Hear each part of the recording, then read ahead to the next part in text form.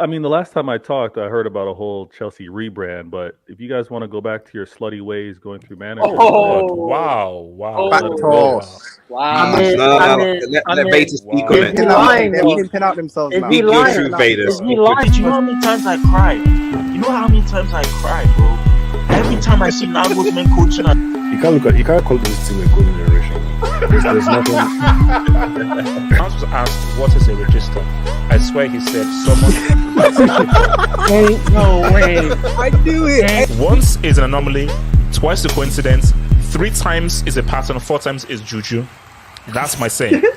So I'm sorry, it's witchcraft is happening.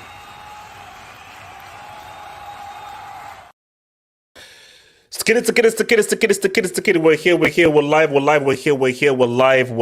live. Chelsea have a new manager. You know how I feel about it, but we're going to talk about it. We have a new manager, and his name ain't that bum-ass Francis Lampard. We're also going to talk about Messi potentially returning back to Barcelona. Is it a reality? Should it happen? Would Barca actually benefit from having Lionel Messi back? Should you get back with your ex, or should you freaking move on? PSG, what is the madness happening at PSG? I'm hearing that fans are booing Messi at the stadium. I'm hearing that fans are pulling up to Neymar's house and demanding that he comes out with his sister to get pimp slapped in the face. Spurs just being Spurs. Is there a chance that Kane actually remains and stays with this bomber team known as Tottenham Bottle Brick Spurs? I don't want to have a hazard conversation. Because someone sent me a stat sheet that I think we all need to see and we all need to adhere to. So we're going to have a very unfortunate Eden Hazard conversation, and maybe we'll touch upon Arsenal and Man City going head to head over their match tomorrow. And also something that Lukaku drops at a 2-piece. So shout out to boy Lukaku. So remember, guys, like, subscribe. This Hangout, as well as all Hangouts, will be available on Spotify, Apple Podcasts, Amazon Podcasts, and Google Podcasts. Wherever you get your podcasts, Salini, this will be available in that podcast form for all of you guys to view. So remember, guys, like that video, subscribe if you're new, and feel free to send in your Dubinskas and your super chats. Those super chats, we call them dubs up in this piece. Those super chats help to keep this channel growing and help to keep this channel strong. So I thank you for your amazing donations. Your support is always acknowledged, man. There's only one place to start.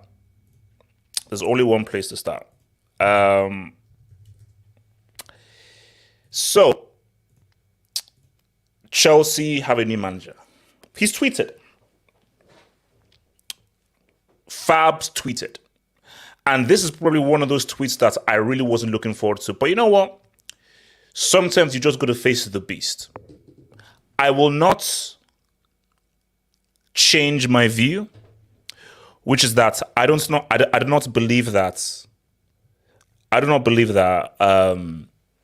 Mauricio Pochettino is Chelsea level. And my fear is Mauricio Pochettino doesn't realize what it means to be the manager of Chelsea Football Club. And he doesn't realize that what it means to manage a big club, where if you don't win a trophy, it's seen as a failure. But given that, he does have some positives. Now, it rubs me the wrong way that Enrique and Nagelsmann were right there, managers with a better resume, and they went with Poch. So what I want to delve into is, what is it that these owners saw in Pochettino that they didn't see in a Nagelsmann and Enrique? Because I think if you're any club and you had a choice between Nagelsmann, Enrique, and Poch will be third on the list of those three. But he's here. There's no point in crying about it. There's no point in hating about it. He's here. And we just have to accept it. So, personally, for me, I'm not a fan of it. I am not jubilant. I'm not excited, but it's a step in the right direction. Because you know what they say, like beggars can't be choosers. If it's between Pochettino and Lampard, it's not really a choice. If it's between Pochettino and Potter, you have to roll with Pochettino. So, Lucky, let me come to you right now. The manager is here. It's Poch. How are you feeling? Are you happy? Is this what you wanted? What is your reaction to Mauricio Pochettino, the man who bottled the UCL Cup final to Liverpool, Tottenham's former manager, being the manager of Chelsea? What is your raw reaction to this announcement, bro? Shout out to everybody in the chat. My people, I wanna day. I hope you guys are fine. Like and subscribe, guys. How's Chicago, man? How's Chicago? Chicago's good? No, not bad. Okay, that's nice. That's nice. It's good to know. So, like we said in this space, like I said it, I'm not the biggest fan of Mauricio Pochettino, but what I would say is he's finally here, and it's a breath of fresh air. Because I don't, like I already tell you, Lampard and Chelsea and me, we do not resonate. I do not want to say that again in my entire life. I'm like it. They say Lampard is a legend, though, so they say you have to respect. You're a legend. I do not care. Okay. If he is Zola is a legend, Frank Lebon was a legend. So, what you is it the only legend in Chelsea? I'm tired of this stupid legend. If your legend is playing with Mourinho and Ancelotti, and you cannot use your brain, get the fuck out. I'm tired. Oh, wow. Get out. So, kids, I'm sorry for that language being spoken. So I'm kind of, this is me now because I said it already. I even told the Tottenham Hotspur fan who came to my show recently. I told him, I said, if Poch is signing for Chelsea, you are expecting Harry Kane to join him because every manager has their soldier. Ateta work under Pep. He brought in Zinchenko. So you're saying Kane comes to Chelsea because of Pochettino? Yes, and I'll give you the reason. Manager have their soldiers who they like to work with. Eric Ten Hag, Anthony, Lisandro Martinez, Mikel Arteta, Zinchenko, Gabriel Jesus. These are the people you work with. He knows them very well. Okay, these are my people. These are my soldiers. I'm gonna work with them. So if Poch is coming in, he will demand he wants to get Harry Kane. Now it depends on Daniel Levy because I don't think it's gonna invest Harry Kane because if Poch can speak to Harry Kane and change his mentality, Harry will join. It's all about Daniel Levy because Chelsea are ready to spend money. It's not even about money. Chelsea have the money to buy Kane. It's all about Daniel Levy. No, but I think you are. Because I don't know exactly what the relationship is. Because obviously everybody has a guy and everyone is close. But I don't know how close they are. Because the way that you're saying is that means they must be really close then. They are very, very close. Very close. They speak highly of each other. Very, very close. So, like I already said it already. A Tottenham Hotspur even told me on my show, he said he's worried if Pochettino joins Chelsea because he said it. He knows how close Poch and Harry Kane is. He knows that he doesn't need to even worry about me. So he said the only situation is Daniel Levy keeping his cool. And he said it's also scary because Kane has only 1 year on his contract. He expires next year, June. So Levy might say, okay, let me cash in right now rather than letting him go on free next year. Poch doesn't need to speak to anybody. He can change Harry Kane's mindset and just take, Harry, I need you here. And every manager wants their soldier. I keep telling people, every manager wants their soldier. But Abdullahi, you've still not answered the main question. Because see, you've been dilly and dancing. Okay. Pochettino is the new manager of Chelsea. What is your emotional reaction to Mauricio Pochettino being the manager of Chelsea? For me, this is it now. I'm not the biggest fan of when it comes to Mauricio Pochettino coming to Chelsea because of the Tottenham Hotspur allegiance. I'm not the biggest fan. But you have to see the body of work is done. You gotta which is what? Which is building up Tottenham Hotspur. Kind of, yes, we might say building them to what? Hold on, we might say Tottenham Hotspur hasn't won something, but it is in their DNA. They are bottle, they are losers of the club. So who does not even know how to win trophies? So Poch going to the final, yes, he bottled it. It was being a big head in terms of making a stupid decision making. It happens to every manager. Pep didn't play a DM against Chelsea, he lost. So it happens. Every manager does it. It happens. So I'm only just worried about the Tottenham Hotspur link in terms of him and Spurs. But in terms of the kind of squad we had, I've said it from day one. But look, but does he have the ambition? Because my main issue with Pochettino is because he's been at Tottenham for so long, a club that loves to have no ambition, does he understand the demands of Chelsea? Because I'm confused because I don't know what the direction is. Because my thing is that what is this project? Is this project about we want to try and win every year, or is this project about vibes and maybe we'll win in 6 years time? That's what I want to know. So what are you bringing Pochettino to do? This is me talking now because we still have. I need to hear from Pochettino himself what the ambition is. I don't want to listen to Todd Boehly and Baghdad. They annoy the heck out of me. I don't want to listen. I want to hear Poch speak. Okay, this is the ambition going forward. Because a manager needs to sell the fans and tell them this is what we want to do going forward. Then I'll be like, okay, we have to wait and see. Because like I said, it's given a 3 years contract, which is exactly what I wanted. Okay, I do not want long-term contract, 5 or 6 years. Given 3 years, 2 years, let's see what he's gonna do. If it does well, increase his contract. If it doesn't do well, he can bounce. Which every manager get that, and that shows for me the board have learned in terms of we don't want to give long-term contract and we just want to be 3 years. Let's stabilize this team and see where we have. So basically, your general thing is you're not excited, but you are really. This is a breath of fresh air, but it doesn't excite you. Yeah, I'm not excited because of the allegiance of the sport, the mentality and everything. I'm like, who cares about allegiance? All because he managed Tottenham. How does that affect him as a manager? Who cares about that stuff? They have a loser's mentality. Is it going to be the same mentality to Chelsea? That's my fear. Okay, all right. Okay, from that point of view, okay, all right. Because no, that's my worry. So let me come to Kenny Poch as manager, man. What are we saying? Kenny. Yeah. I'm not mad at it. I'm not mad at it. Like I remember when we had the emergency hangout, when we lost against, who was it against? Who lost against? We've several emergency hangouts, bro. So you have to pick one. There've been several aligned with Chelsea. So I think it's when we lost to. Oh, we lost to. It was at home. I forgot, but yeah, basically it was before the international break. So when we said like if Potter was to be sacked, and at the time Nagelsmann was still at Bayern Munich. So like I said, for me the best choice out there was Pochettino, because if you look at the players we have, the squad we have, we can't go hire another like an Enrique guy.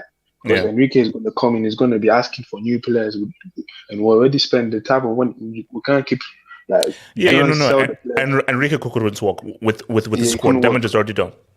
So basically, it was a choice of either you go Nagelsmann or you go Pochettino. And the thing is that with Pochettino, Nagelsmann, I don't agree with you when you say like it's more proven, because let's be except he was at Bayern Munich, but outside of Bayern Munich, the guy is no. He took Leipzig to UCL semi. Yeah, but Pochettino took Tottenham beating Atletico Madrid on the way. Pochettino took Tottenham to Champions League final as well. Okay. For me, if you look at Nagelsmann and Pochettino, is similar, but the thing is that Pochettino is a bit more experienced. He's been in management for longer, and when you mostly look at Tottenham, experience, but mostly at Tottenham. But Tottenham is a bigger club than Leipzig or stuff like that, and he's been let's be real. Is it? Wait, Kenny, is it? No. Kenny, no, Kenny, because we're going to Tottenham. Kenny, no. Kenny, when we're talking about because of EPL tax, it is because of EPL tax. I don't give a damn about any tax. This Tottenham I'm seeing, they're not a bigger club than Red Bull Leipzig. They're not. I'm sorry. Sadly, No, Red Bull Leipzig, when we talk about newly made club, come on, man. Like let's be real. Like obviously we know like in the league there, but when we're talking about exposure and the type of pressure, like it's tougher to be a Tottenham manager than a Leipzig manager. And he did whatever you think about it, the guy did. He did his stint at PSG. Obviously, he didn't end it the best way, but the guy has been at one of the top clubs. He's coached like top players, so at least when he comes here, he can like. It's not like Potter. I think Potter was a good coach, but you brought a guy that had no experience like coaching these type of players. At least Poch has that experience. Okay. What do you expect from Pochettino? Do you expect to really compete and actually win a trophy, or is this just vibes? I'll just be prepared for vibes. Because the point I'll made is that I don't want that Tottenham stench onto this club of we're just vibing. And that is my biggest fear. Nah, but the guy has not just been at Tottenham, bro. Like, but yeah, obviously the thing is that, how do you call it? For people like you or the fans that expect trophies every year, obviously the board, the plan is different. So if you're expecting Pochettino to come next year and then to challenge for Premier League, or like, that's not going to happen. Okay. It's not going to happen. Yeah. But the thing is that with him, you want him to be. You've seen his track record. The guy is good at coaching young players, and he has a style of play. That's what we. That's what we need right now. We need a style of play, and we need the young players that we brought to actually progress. And he's a guy that has a track record of being able to do that. So for me, next year, what I'm looking for is progress. I'm looking for at least get me in the top 4, and then get me in like a couple. Get a good cup run, and then in 2 years' time, then you can check. So Kenny, it's come to this. No, Kenny, but it's come to this like top 5 now. It's not top 4 anymore. Say top 5. No. Yeah. But let's be real. It's just even if you bring Enrique next, like all these managers out here, they don't guarantee you to compete for Premier League or win a Premier League. Like you have to look at the landscape of the league right now. Pep has a chokehold. No, Kenny. I'm just saying that I just find it very hard to accept that very recently I was expected to always win, and now expectation is now top 4.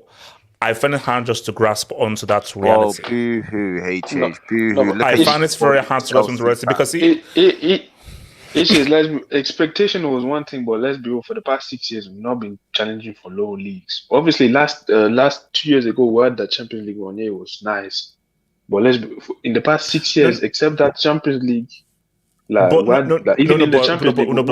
the psychology was always we're building to try to win and so forth. There was never throughout Abramovich's reign, there was never a case where the goal was top 4. Now, the goal was always to win. Now you can come 5th, 6th, 7th, 8th, 9th, but the goal was always you're trying to win the Premier League. At no point was the goal ever. The only time the goal was to get top 4 was the transfer ban with Lampard, based off of the transfer ban. But if there was not a transfer ban, it was always it's Chelsea. So much has been invested for Chelsea to be a top 4 club.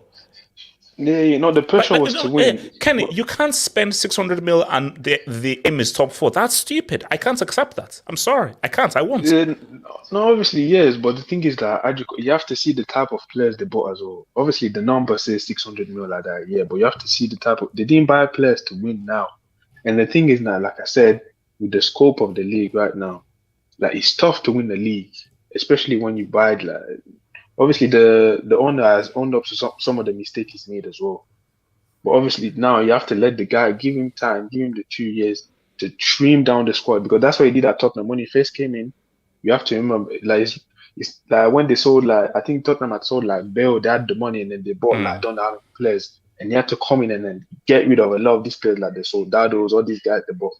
So hopefully you can come here and do the same thing. So basically, in translation, exciting times ahead for Chelsea. Really exciting. No, not exciting. No, it's not exciting time. But you have to be realistic. I don't want to be realistic. Wait, hold on. Let me kill this up and I'll come to you, Blake. Yeah. From what is fair, Romelu Lukaku, aka the Belgian Jedi, scored 2 goals today. Poch, a proud loser. #peak. Yeah, look. Well, shout out to my man, Belgian Jedi. But see, that's my thing, though. I don't want a loser. I don't want to lose it. And my fear is these criminals, and I will call them criminals, Boehly and Eghbali, aka these criminals, are turning Chelsea slowly into top 4 merchants. And I'm going to nip it in the bud. Boehly and Eghbali, I know you're listening. You are not turning my club from winners into losers. Not on my watch. It's not happening. Blake, talk to me about Poch, man. I think he's an okay manager if he just wants stability and just consistently getting in the top 4 here and there. But the problem with Chelsea is, especially growing up, I've been used to seeing Chelsea challenge, compete. Even when they would finish 6th, they'll pick up an FA Cup, they'll pick up a Carling Cup. But when you get someone like Poch, it's more so you're trying to develop the young players. It's more so that you're trying to keep your club stable. You're not going to be too bad, but you're going to be competing here and there. The problem is, HJ, be honest, as a Chelsea fan, do you want to be a club that will compete here and there, or you want to be competing consistently? Because if you wanted to be competing consistently, you wouldn't be buying prospects or players that haven't really proven themselves. When a brand brought players, he brought players that already proven themselves. Even the ones that didn't work out, they had track records of being good. When you bought Shevchenko, when you bought who else didn't work out? Torres. These players had track records of being good. You're spending money on players that you can't even see why you spent 88 million on Modric. You can't see it.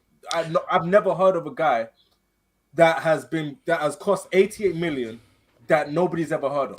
It's no. Blake, you see, basically, there has to be an investigation, Blake, into what has happened, because I feel that these guys that came in, they were not trying to win. They were just trying to create something is happening, because this whole thing of 6-year contracts with these unknown players for overinflated prices, apart from Enzo, let's put Enzo to one side. Yep. Datro Fofana, Madueke, Mudryk, no one has heard of these guys. And it's one thing that no one has heard of these guys. No, but here's the thing. There's one thing you've not heard of these guys and you pay like 10, 15 mil. You've not heard of these guys and you're paying exorbitant amounts. Who is paying 60, 70 mil for a Wesley Fofana? That ain't Van Dijk. That ain't a Skriniar. So to pay that much money for Wesley. So something is up here. Something is up here, but continue. And I want to add as well, who spends 600 million knowing that you guys need a striker and don't buy a striker? That's the alarming part. You bought a bunch of wingers, you bought a bunch of defenders, and you're buying a bunch of players that we hope could be good. Like if you were a Chelsea fan, you would hope that they could be good. It's not like when Brown spent money and players flopped. It's a bad thing. At least you can go, okay, I can see why he bought that player for this much. Okay, this guy cooked in Italy. I can see why he did that. Okay, this guy did well there. I can see why he did it. No, Blake. Because what gets me, and the thing annoys you, because when Boehly was interviewed in that conference, he said that no, this is a long-term project, and that confuses me. Well, you don't need to be long-term. That's the thing. That's the whole point. Because you see, Arsenal, you have to be long-term. The money isn't there. You can't spend 600 mil. So because you can't spend 600 mil, it's got to be long-term and so forth. No football club on planet Earth spends 600 mil and says this is a long-term project. So any Chelsea fan who accepts that, you're a moron. You're stupid. Because they are treating you like an idiot. You in football, you can't spend 600 mil for a long-term project. That is the dumbest thing in the world. Yeah, and this whole thing of because as you said, Blake, this is football. We don't know what the future will bring. Mm-hmm. So what you do is the most of the guys you buy are ready-made guys who can say what's up. And a few prospects. You can't have your entire transfer market full of just prospects. That's madness. You know what's also alarming as well that you got to keep into mind is the fact that you guys finished in the top 4 last year. So a team that already finished in the top 4 last year, all you really need to do at that point, above the top 4, is challenging for the title. So I don't understand why you guys regressing backwards, trying to build players for the future and have a long-term project. You guys were literally almost there. Blake, you are asking the questions that a lot of Chelsea fans don't want to ask. Because see, a lot of Chelsea, there is a divide. There are Chelsea fans like me who we have our brains screwed on, but there are other guys who they're cheerleaders. Anything that Chelsea does, they just have to support. So even if these guys have spat in your face and said that we are from top 4, we are now going for a long-term project, some idiots are accepting. Wait, no, hang on, no, time out. Why do I have to accept that? Why do I have to accept that this team was already winning, this team already finished top 4, and now a long-term project is to maybe finish top 4? No. That's madness. Because that's just stagnation madness. At that point. It's just stagnation. Let me quickly say this final point, and then I'll let everybody say what they're going to say. Like I said, you guys were already in top 4. After top 4, you start challenging for the league title, and you guys were finishing 3rd, occasionally 4th. Like you even had a season with Lampard where you finished in the top 4, spending no money. So after that, your next goal, you won the Champions League. Your next goal is to challenge for a league title. That's why you bought the likes of Lukaku. That's why you bought all these players, because. Like you guys were challenging toe-to-toe with Real Madrid last year.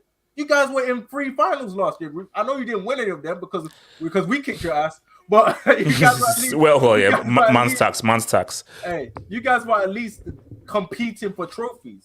But now you got Poch, who's gonna make things better than Potter. He's gonna make things better than Lampard. But you're still not gonna be happy. No. But see, Blake, you see. You saying this stuff is just adding to my frustration, because this is stuff that has just been in my head. Because what I've never understood is, how do you go from where Chelsea were with Tuchel to we have to now build for the long term? That there's a disconnect there. Like, my argument is that why do you have to build for the long term? Because what some treacherous Judas Chelsea fans are saying is that, the way Abramovich was running the club was unsustainable, and he is part of the reason I'm partly to blame where Chelsea are right now. That's what I call you ungrateful cretins.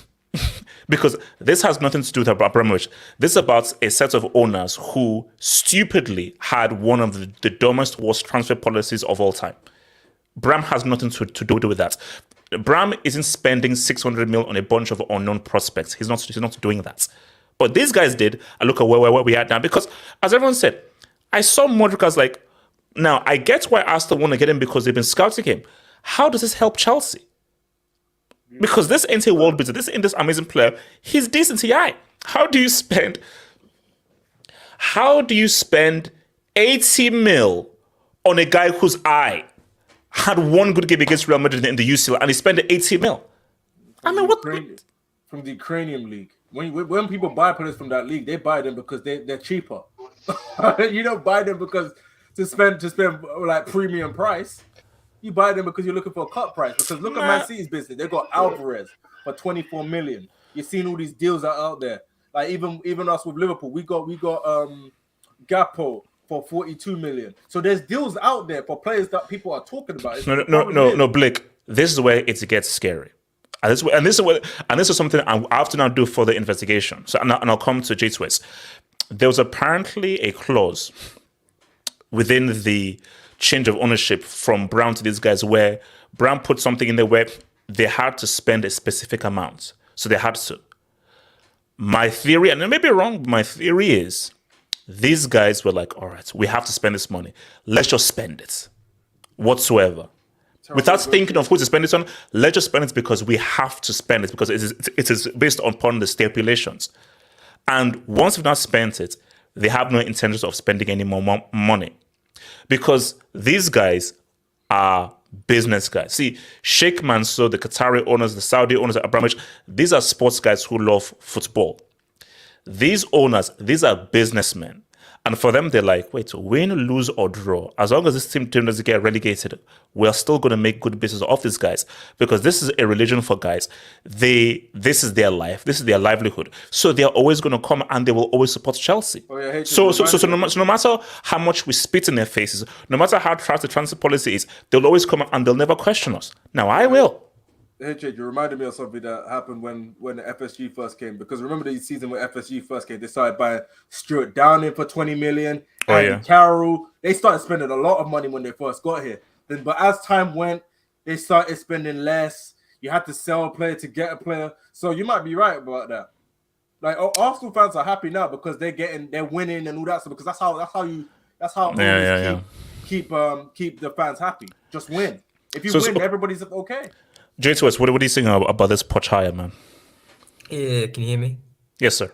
Yeah, can you just zoom into my AVI, please? Oh, so for people who are listening, J2S's AVI is Pochettino with Kane in a Chelsea jersey. Oh my god! And I think have you replaced Kane with Aubameyang's body? No. I just replaced the number. Okay, the number. Okay. Oh god. Wow. All right. There's also this one as well. The future remains bright. Okay. All right, Jason, what did we say? That's with Aubameyang's body. That's what I thought, because what's it like? I thought Aubameyang was black, but yeah, there we go. So, Jason, what do you think about Poch to Chelsea, man? This is destined to fail. I don't see it succeeding because unless Todd Boehly doesn't want to win the Premier League, then you can see it as a success. But if you want to win the Premier League, Pochettino's not going to take you there. He's not showed it with Tottenham. PSG was a complete failure. There's not a lot else out there to show any evidence of him at this highest level to get over the line. So I have a question about that. Who was the manager? Because when people say that, I'm like, who was the manager that showed you that they can do this? All these things they can't do. The guy was at Tottenham. What do you expect him to do with Tottenham? He should have won an FA Cup or a Carling Cup. Even if he did that, there's something there. But you didn't do that. That is true. That is true. But at the end of the guy was at Tottenham. When you're talking about not spending money, this is the same guy that said winning. These guys were the guy that they don't spend money. No, Kenny. Kenny. My thing, because I'm very simple. his UCL final decision with Lucas Moura and Kane, that showed me that okay, you don't have the character. You lack a certain character. So managers never make mistakes. Nah, you guys are going forget something too deeper than that, man. Dude came third in a 2-horse race. How'd you come third in a 2-horse race? Yeah, no, because it's not necessarily Kenny. I get your sports points. No, but who's this? Like, Spurs. You guys no, Kenny. I get your sports points and so forth. I get that, but the difference here is this: Mourinho called them out on it. Conte called them out on it. Poch was fine. Poch was fine living within that mediocrity. He got fined because of it. He got fired because of it. Well, he did. At the end, how did he got fired? They were losing games. I remember that. They were No, Kenny. When Pochettino did not call out Tottenham's mentality and mediocrity in the way that Mourinho and Conte did, Pochettino did not demand from the players the way that Poch and Conte did. Because anybody who's a true winner, you can't last at Tottenham. Yeah. Tottenham should never have sacked Poch because Poch, that is his comfort zone. But sorry, back to Jason. Look at his PSG stint. That first year, when he took over, they were 1 point behind Lille. And they finished the season still 1 point behind Lille. And they lost that game at home to Lille. That gave Lille the league. And if you also look at the first leg against Man City, they were 1-0 up at half time. But Poch changed the tactics to sit back against Man City and give them the ball. Why would you do that? And then we see what happened in the second year. Yeah, they won against nobody's in the French league. Like, yeah, well done. But the season was over in January because they lost the last 16 to Real Madrid. Even in that PSG stint, he failed there. Well, the first year he went to the semi-final. Kenny, I'm not liking this man. Kenny, I'm not liking this, bro. Kenny, so that Jason was saying, I don't like this man. The guy's at Tottenham, yeah, and then he goes to PSG. When he loses the first year, it's bad, but when he wins, it doesn't matter. Like, this guy cannot win. The guy's in a lose-lose situation. What do you expect from the guy? Why are you simping for this guy, Kenny? Why? It's not simping. No, it's not simping, yeah. But obviously, I don't think the guy, when he comes in, I don't think he's going to win as a Premier League. But the way guys attack the guy, like, I see this guy's just a trash guy, or it's not going to, or he can't win stuff. That's a lie. You don't know if he can win stuff. Let me ask the guy was at Chelsea when he was at PSG, when he was at a club that could win, he won. But you guys say it's not good enough. No, but I don't failed in the first year to do it with the best team. He had the best team at the time. No, but he came in after. Yeah, he messed up. But the second season, he still won the league. 1 point behind Lille. And but did he win in the second year? Did he win the second? In the first year, they were 1 point behind. When Tuchel got sacked, they were 1 point behind. He finished the season. It happens. It happens. The guy had 6 months there. What would we be saying if Tuchel flopped at the Bundesliga with Dortmund when they're 1 point behind and they failed to get 1 point behind? We'd say, Tuchel, what did you do? The same thing can be applied to Poch in that first season. But do you know what I find worrying though? For the guy. Is, as the guy said, do you know Tottenham fans actually want him back? That is what worries me.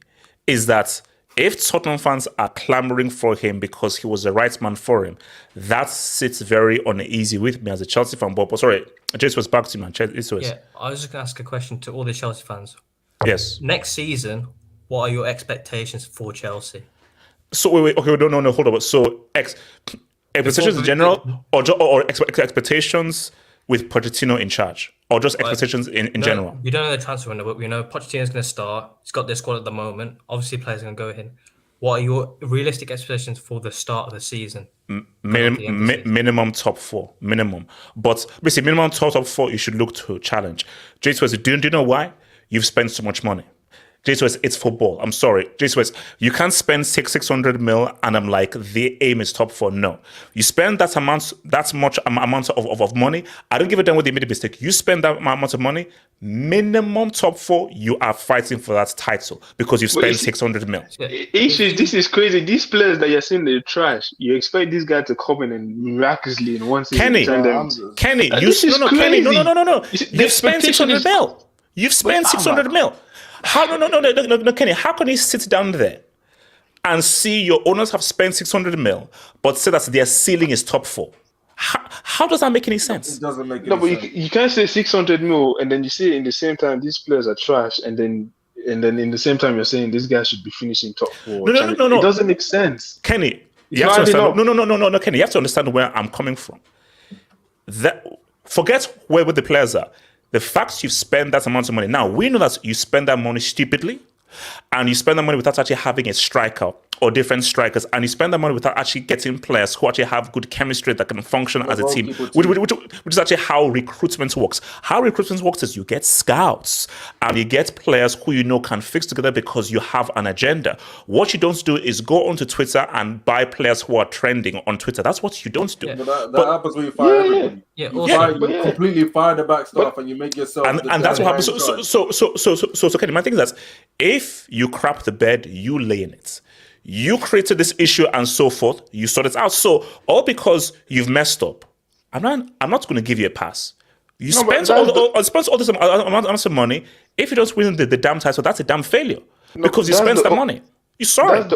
That's the honest part. I'm not going to put pressure on the guy that just came in and expect him to make miracles with players that. No, Kenny. No, Kenny. Everybody is under the guise of Chelsea. Chelsea Football Club as a whole, you've spent 600 mil.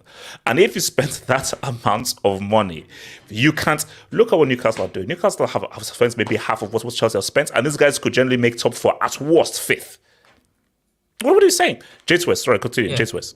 Because even if you look at Newcastle this season, who on paper has a better squad? Newcastle or Chelsea? On paper, realistically. Chelsea, of course. So why would the bare minimum be top 4? That's a top 4 squad in itself on paper. 100%. A manager like Pochettino should then improve on that. So you can challenge within, get within a few points of Arsenal City, like 10, 15 points off, maybe something like that. Realistically, win a trophy here or there, like an FA Cup or a Karabuki Cup or whatever. That's what Chelsea should be aiming for. Not, if they get top 4, that's a great season. That can't be the expectation. You're still going to spend money as well. Sorry to cut you short. Like I thought, I already told the children on this space. No Conference League, no Europa League, no Champions League. What I demand and I expect for Mauricio Pochettino and the board and the ownership is top 2. That's it. So you have one game. Wait, hold on. Let me kiss on dubs. So shout out. Wait, hold on. Miguel Rabines. Poch is the most ideal for this young squad and will improve guys like Colwell, Madueke, and Modric. Also, new owners wanted a young squad, hence Fofana and Skriniar. And Miguel, this was what the point that Blake was making, and this is my response. Why? All I ask is why. You saw a team who finished top 4, who gave Real Madrid a game, who were in 2 cup finals. Why would you look at that and say, we're now building for the long term? It makes no sense. When you build for the long term, it's because you have to and you're forced to. You have no money to spend. You can't buy players. So you're forced to now build for the long term because you don't have money to get the best players. If you have money to freaking spend, how do you not say 27, 28-year-old who's amazing right now? Where is he? I need that top player right now. Where are you right now? Or why do you have 600 mil and the main thing you do are just buy prospects? Why? So, Bingle, what I just need to understand is why did you go from what was from last year to we're now building a long-term product? For what reason? Why? Why did you look at an institution that was known for winning and competing and say, okay, let's look at that and now build for the long term? It makes no sense. Miguel Rabines again. And by the way, I don't know what you're on about. Wesley Fofana is great, just unlucky with injuries. Miguel, you have money, and so forth and everything. So you need to put it all around. Did you need to spend that much on a Wesley Fofana? Or could some of those funds be put into getting a top quality striker, knowing that Aubameyang may be on the decline and no one knows who Datro Fofana is? So and I was going to say, look at what's his name, the centre back you got from League One. He's actually a good centre back, and you didn't pay that much for him. Badeshile. Yeah. So Fofana's you see H7 good as well. But he's not bad. H7. You see, H7 just made an excellent point. For me, Badeshile looks a better defender than Fofana. And he was cheaper.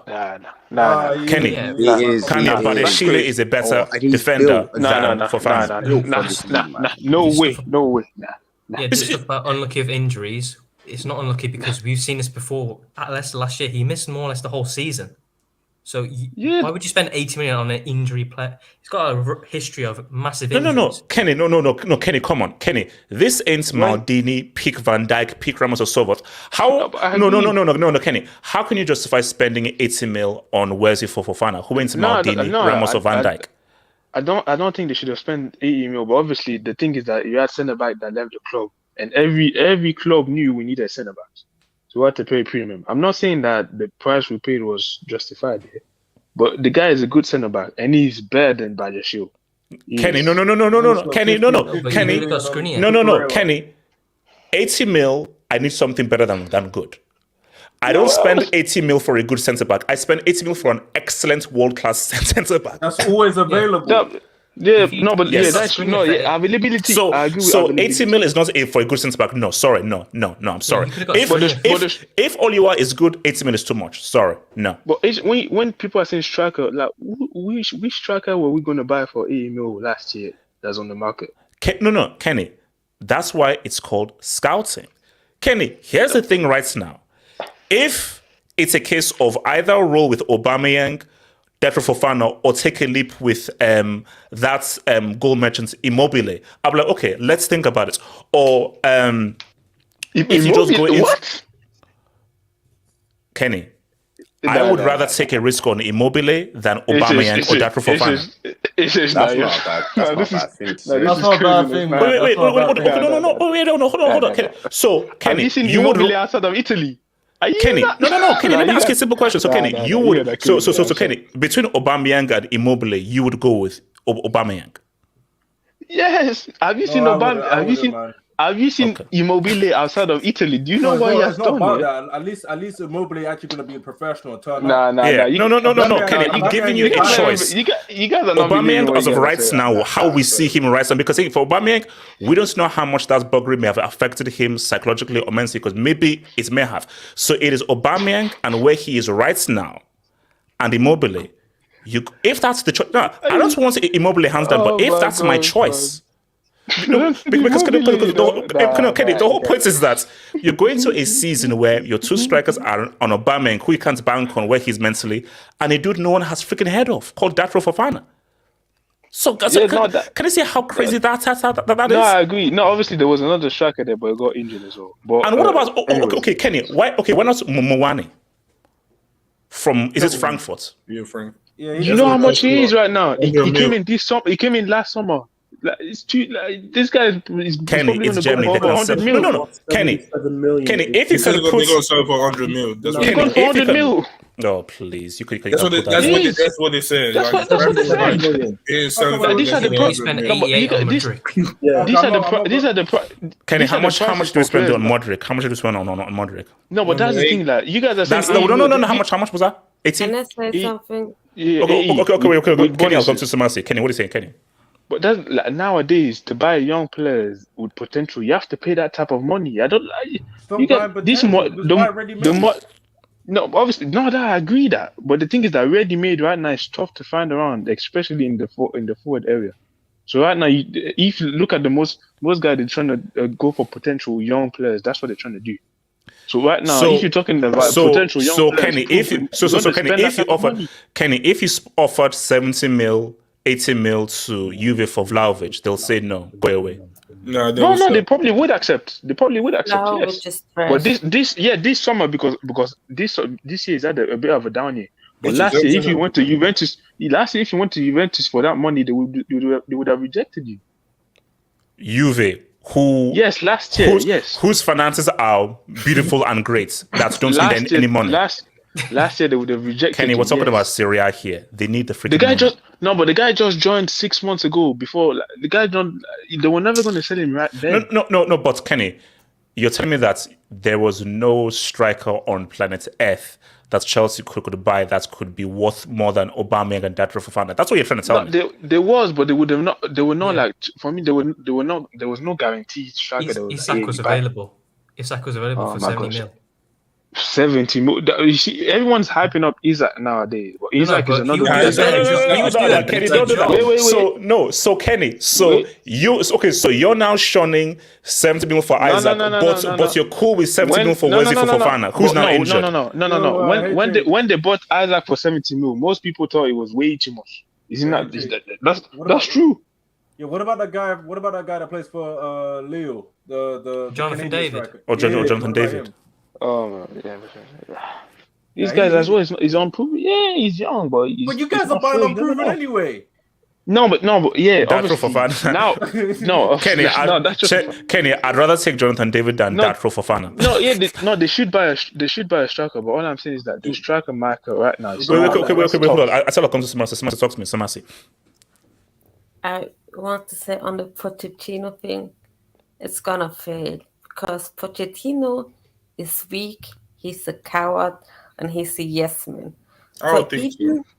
Even when he thinks his decision, that's the right decision, he's not gonna do it because in 1 year is Todd Boehly who's gonna make all the real decisions. And Pochettino's just gonna say yes. That's why Todd Boehly chooses. So it's not gonna work. You should have gone for Nagelsmann, but you didn't. So good luck. But Samasi, to your point, that's why they didn't go for Nagelsmann. Because Nagelsmann was somebody who was confident in his abilities and says, either you make me the offer now or I'm gone. Same thing that happened to because Nagelsmann said, no, this is what I want. Do you want me? Yes or no? Well, okay, I'm out. Because obviously you're not serious. Because if you're serious, you give me the offer now and I'm ready to walk right now. And that's why you write with Pochettino. Yes. No, that's why he writes with Pochettino. Pochettino, he's of course he's a freaking yes man, and that is why I find this so problematic because they're getting Pochettino because this is a guy who will do everything they want, that will not demand anything from the board or step to anything. So he'll just be part and parcel of this BS project that these guys are going forth. Rather, no, I want to demand things of you, and I have actual levels. So the benchmark in there. Let me come to NLBMF. That's what I'm saying. I don't think you'll need a striker though for like the summer because you're going to get Lukaku back. So, you see the whole thing with Poch, right? I think it's going to work, but it's not. I think it's going to work in the sense that it's going to like get you guys to play better football, But it's not going to be the guy that wins you stuff, like wins you the league, wins you the Champions League again. That's what I'm saying. I think it's going to get you like from like where you are right now to like probably top 4, top 3. Then when you bring in like a Luis Enrique, I think, then you can say, you know what, we can go challenge and win the league, go challenge and win the Champions League because you need like Poch it's like I'm not trying to be mean, but it's like it's tracker. And I'll be honest. This is an honest place to be as honest as possible. It's a 50. I'm on the 50-50 side. I'm thinking it's going to work, but I'm also listening to what you're saying about him being a yes man, being a coward, and he doesn't really, he doesn't really show that. Yeah, I believe my own abilities. Like when we signed Ten Hag in April, right, and when they were negotiating his contract, and he said his contract said that the players that we're going to sign, they have to be approved by him. It's not just going to take players because the board told him to take those players. So I think it's going. No. But we're saying no. Let's even stick on United. And this is, I think, I always go. Now, United have gone a very long time since winning the league. Was it 2013? Yeah, 2013. Since 2013. So a very long time. But every manager that has come in has been like, this is Man United, and a certain standard has been set by Fergie. So even if all the years that they've not won the league and have had to even compete for the league, every manager coming in is with the mindset of, I am trying to win the league and get United back to competing because of what they were known for. But how is that these new owners have come in, and for a long time, Chelsea have been about, we are competing and we are about trying to win the league. Whether we are still trying to win the league and so forth. And Chelsea have won the league more recently than Man United. But if not someone said long term, because let me switch it. What if a manager came in or new owners came in and said that, no, we don't want to compete now. This is a long-term project. We're just building. That's when you're like, no, that isn't the castle that Fergie built. The castle that Fergie built was, we are winners. The castle that Abramovich built was, we are winners. I agree there. So So my thing that was for United, every manager that comes in is like boom. Because do you know what the issue is? And this was the issue, and I said it before. It's Ukraine. Yeah. Abramovich was made to be the bad guy because it was with Putin. So these guys coming in were like, all right, because Abramovich is now the bad guy and this villain who is now to blame for this Ukraine invasion, we are changing every single thing about Chelsea. Cool. And cool. Okay. He's the bad guy. He's the villain. He's the worst person before. Cool. This is still Chelsea Football Club. That has nothing to do with the Ukraine war. And you still have to respect the institution you take over. So you have to look at what is this institution and what has it been for the best part of 20 years, and you've got to respect that. And by you coming in and changing everything and just changing the entire philosophy of the club, that is a complete disrespect. That is why Drogba said, I don't recognize my club because you have changed everything. I agree. Let me say one thing real quick. I agree with it. The problem with Boehly is that with his owners is that they think they know the sport. You see, when Manchester City came, this is the reason why Real Madrid they're always going to dominate. They're always going to be on top, and Bayern is the same too. Is that they employ footballing people into doing the work for them. Wait, hold on. Now, I'll actually go. YSK, this is a yellow, man. This is yellow. YSK, that's a yellow. YSK, that's a yellow. So I think that's the quickest booking we've ever had on the Hangout, man. I've asked the worst booking on. Continue. No, continue. Please continue. So that's you see Real Madrid, Bayern, City. They have footballing people that make the football decisions for them. You see, Newcastle right now. I think when they got taken by the Saudis, they went to go get like Brian, chief of scouts, and said, "Oh yeah, we're trying. This is a project. This is what we're trying to do. This is what we're trying to achieve." And look at what they're at right now. The problem with Boehly is that Boehly thinks he knows everything. So him spend that, it's like, oh yeah, we need, we try to compete. Just go spend 600 million on players without having, what's our style of play? What's the character of the players that. Do they feel our style? Do they feel the club? Do they know the responsibilities of playing for Chelsea?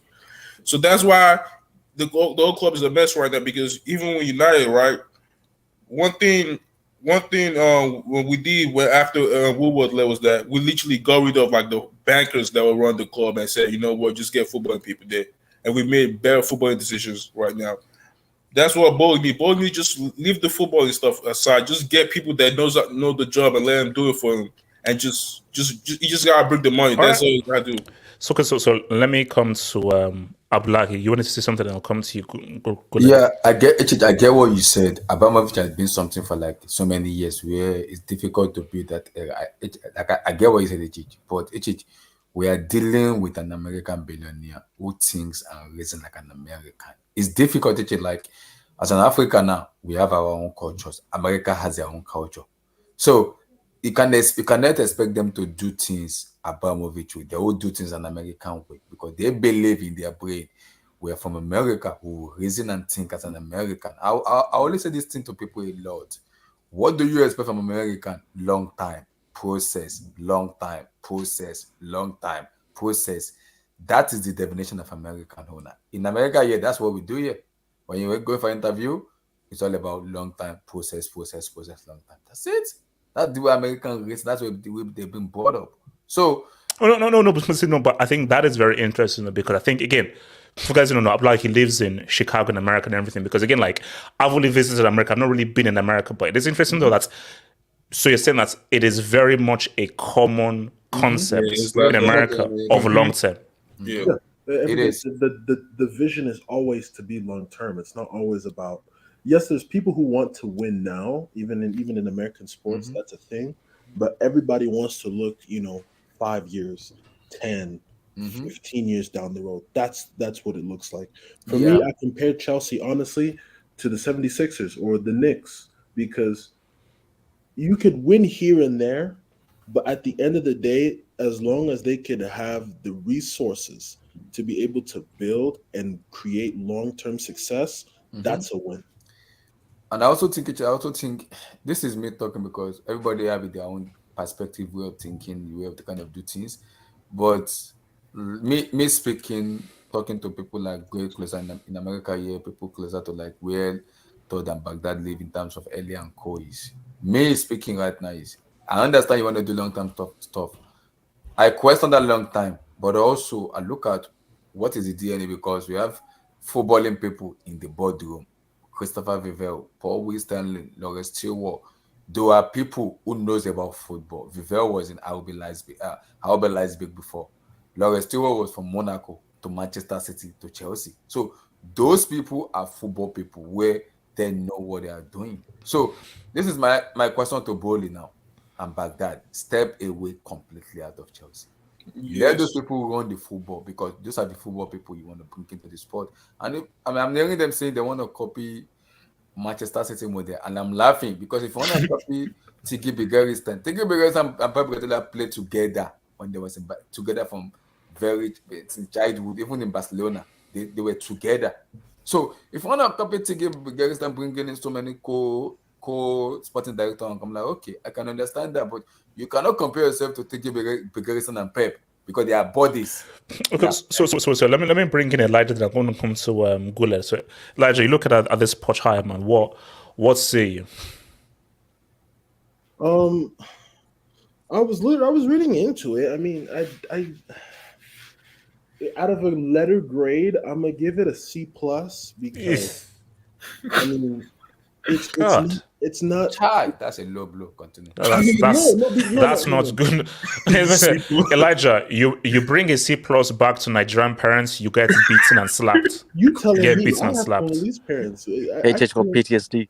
Yes, trust me. Trust me. Shout out science and maths, bro. Bro, no, that's right.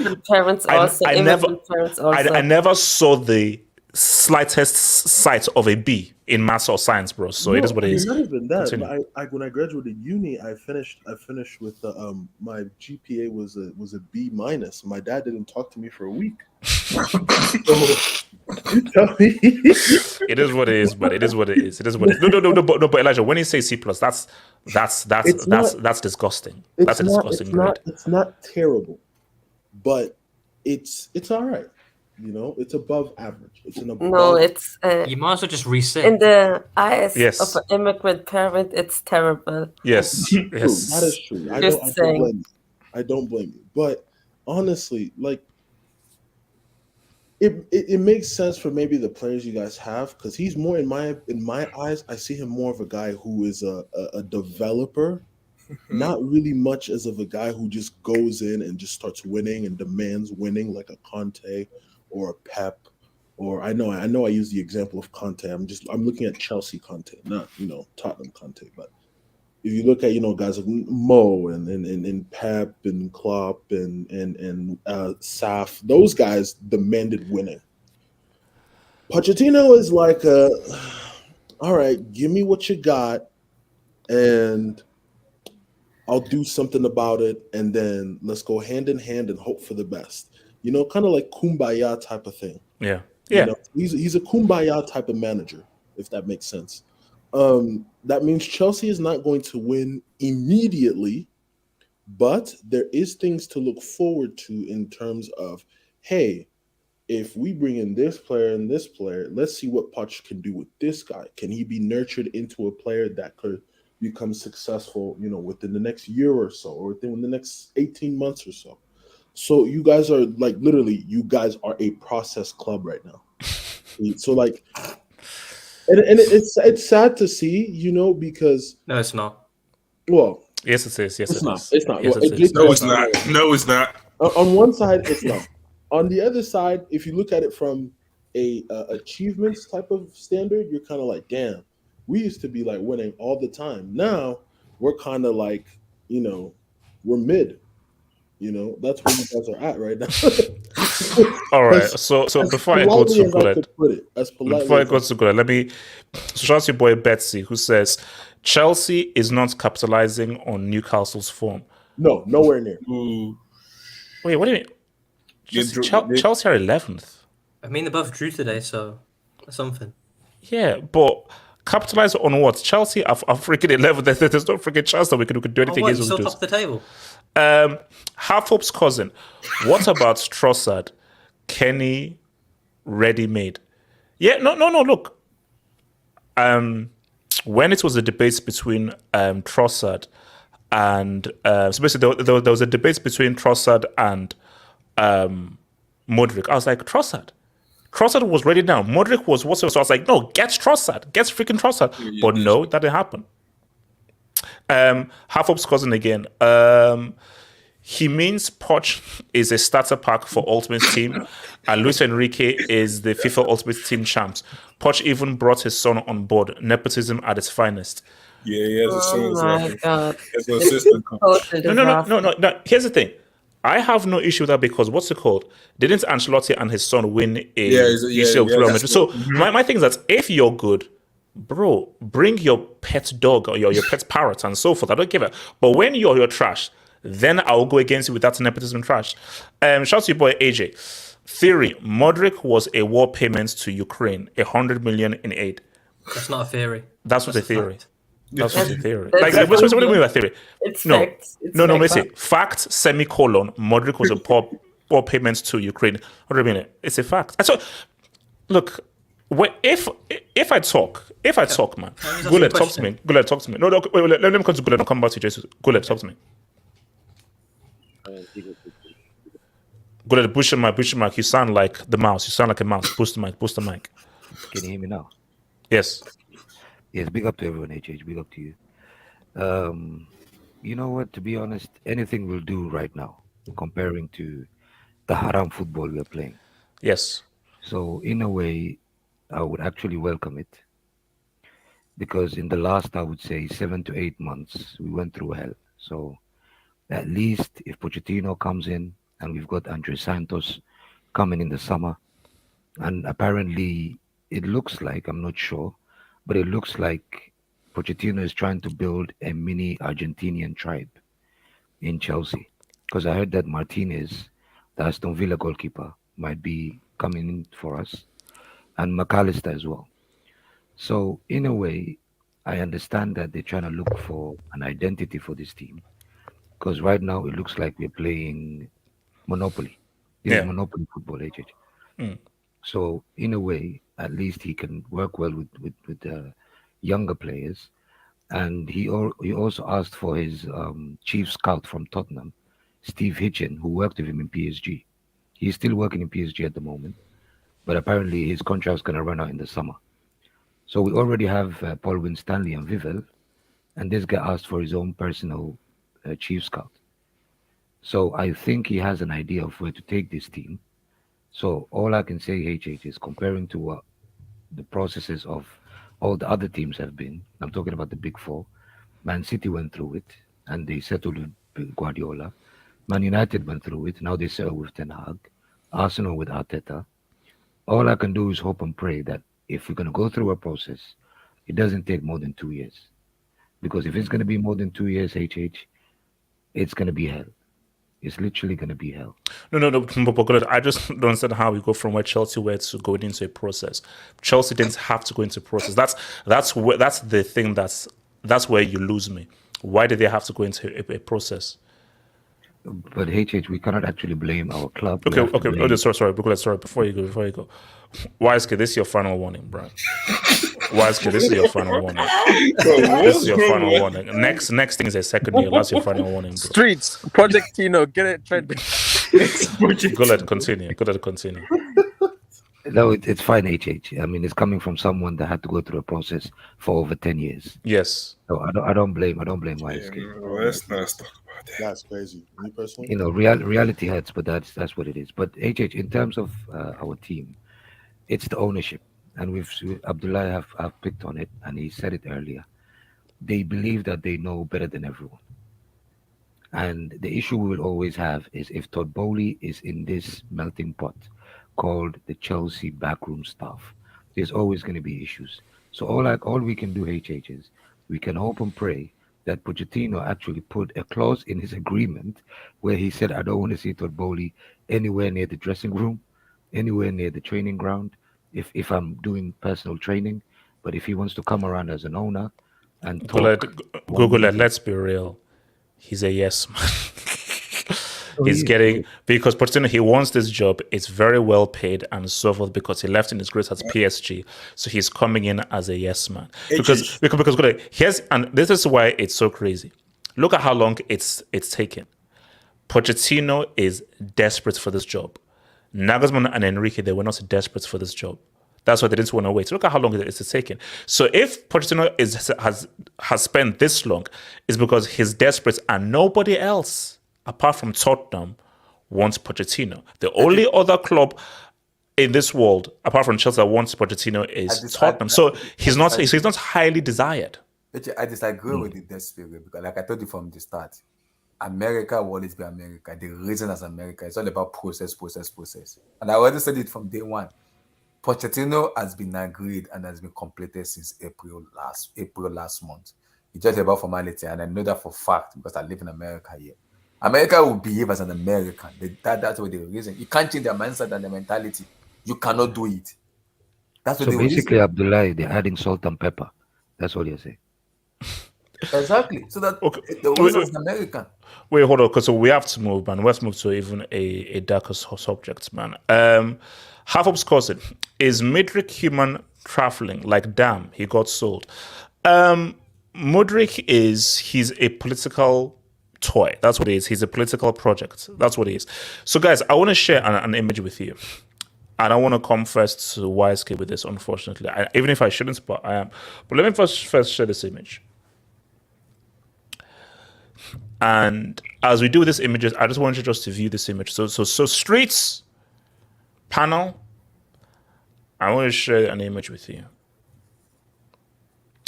So for people who are listening, this is from Madrid Extra. Eden Hazard versus Getafe. 62 minutes played, 30 touches, 18 passes, 0 shots, 0 dribbles, 0 crosses, 0 long balls, 0 key passes, 5 times possession lost.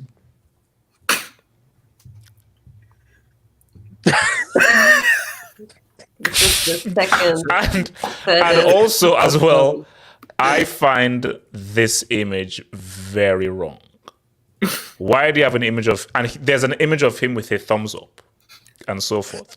That's why Mourinho played the long ball to him and could catches. So. He's quintuple. I know. Thank you for that. I didn't need the explanation for that, man. YSK. Yes. Has Hazard stooped even lower, or is this just business as usual for Hazard? You know, it's actually not funny. That's the thing. It's actually not funny because this is no. This is beyond depressing. No. See, when you're reading that out, in my head, all I'm hearing is, "Oh, God, sad. Oh, God, sad." That's what I'm hearing in my head. YSK, that's from 2019. YSK, can you grow up? YSK, that's from 2019. No, but grow up, man. It's heritage. It's heritage, and ever since that came out, Saad has not been the same. I think a couple streams back, you brought up the Europa win in Baku. Saad's not been seen since Baku. He's gone missing since Baku, and the only appearances that he's made is on Belgian McDonald's ads. You might have occasionally seen him in Madrid shopping for paella. There it is, McDonald's FC. And bro, when the guy can't do the things, the basic stuff. I mean, bro, 30 touches in a football game for an hour. Like, you played an hour of football and you managed 30 touches as a creative, quote unquote creative forward player. That's a bro. No dribbles completed. That's the only thing he's good at. That was his game. How? No dribbles completed. I'm sorry. And what makes it worse is this was against a bunch of fruit sellers. I mean, I couldn't name you a single player from Getafe. Like, I don't even know the manager's name. I don't know who plays up front. I don't know a single defender who plays for Getafe. This is what it's come down to now. And bro, the league is done. It's finished. It's over. So now Ancelotti says now he's feeding him to the wolves, because this guy Zard has the audacity to come out and say, "Oh, I'm gonna finish out my contract." Bro, you don't have the facilities to decide whether you finish your contract or not. You see, I mean, I think we're getting to the stage now where he might have to consider retirement. He has to, bro. No, see, now, really, you should have retired. You said in January. You said in January, you'll take him back at your bum ass club. Would you? Can I respond? Based on that, hold on. Let me finish, and then you can respond. Based on what you just read out there, that's why I asked whether I could respond. Would you take him back to your club? Now, so thank you for wanting me to respond. Now, YSK, before I saw this, I was willing to, as the British would say, take a punt. As the Brits would say, as Prince Charles would say, I was willing to take a punt on Eden Hazard to comeback vibes. See, I'm not a stats guy, you know. I'm an IT merchant, but these numbers are scary. I think we're getting to YSK. I think we're getting to a stage where he may have to consider retirements, and we are looking at this is the biggest downfall of a superstar in the history of football. AJ, you know, this guy bigger than Neymar. At the end of that Champions League winning season, this man had no part in whatsoever. Like, he stood on the bench and watched his team do the work, and he had the audacity to be in the same picture as the rest of the team. But that wasn't my problem. The problem was after the parade that went on in Madrid, this man took the mic. He's got a red cup in his hand, and he held the red cup in the air and said, "I'm going to give the best version of myself for the fans this season." This guy is a total brick. Bro, it's over for him. And and I'm sorry, bro, this is what you feared. You released, bro. Wait, hold on. No. Okay. It's okay. No. Wes, no. Let me ask. I want to ask this to the panel. I want to ask this to the streets, panels in the streets. Am I going to get any W's? And that's a real question. Am I going to get any W's? Everything I've put faith in, everything I've put stocks in, has failed. Because where am I going to get wins from? So I say that every team I follow, every player I've liked, every player I've vouched for, flops and has flopped.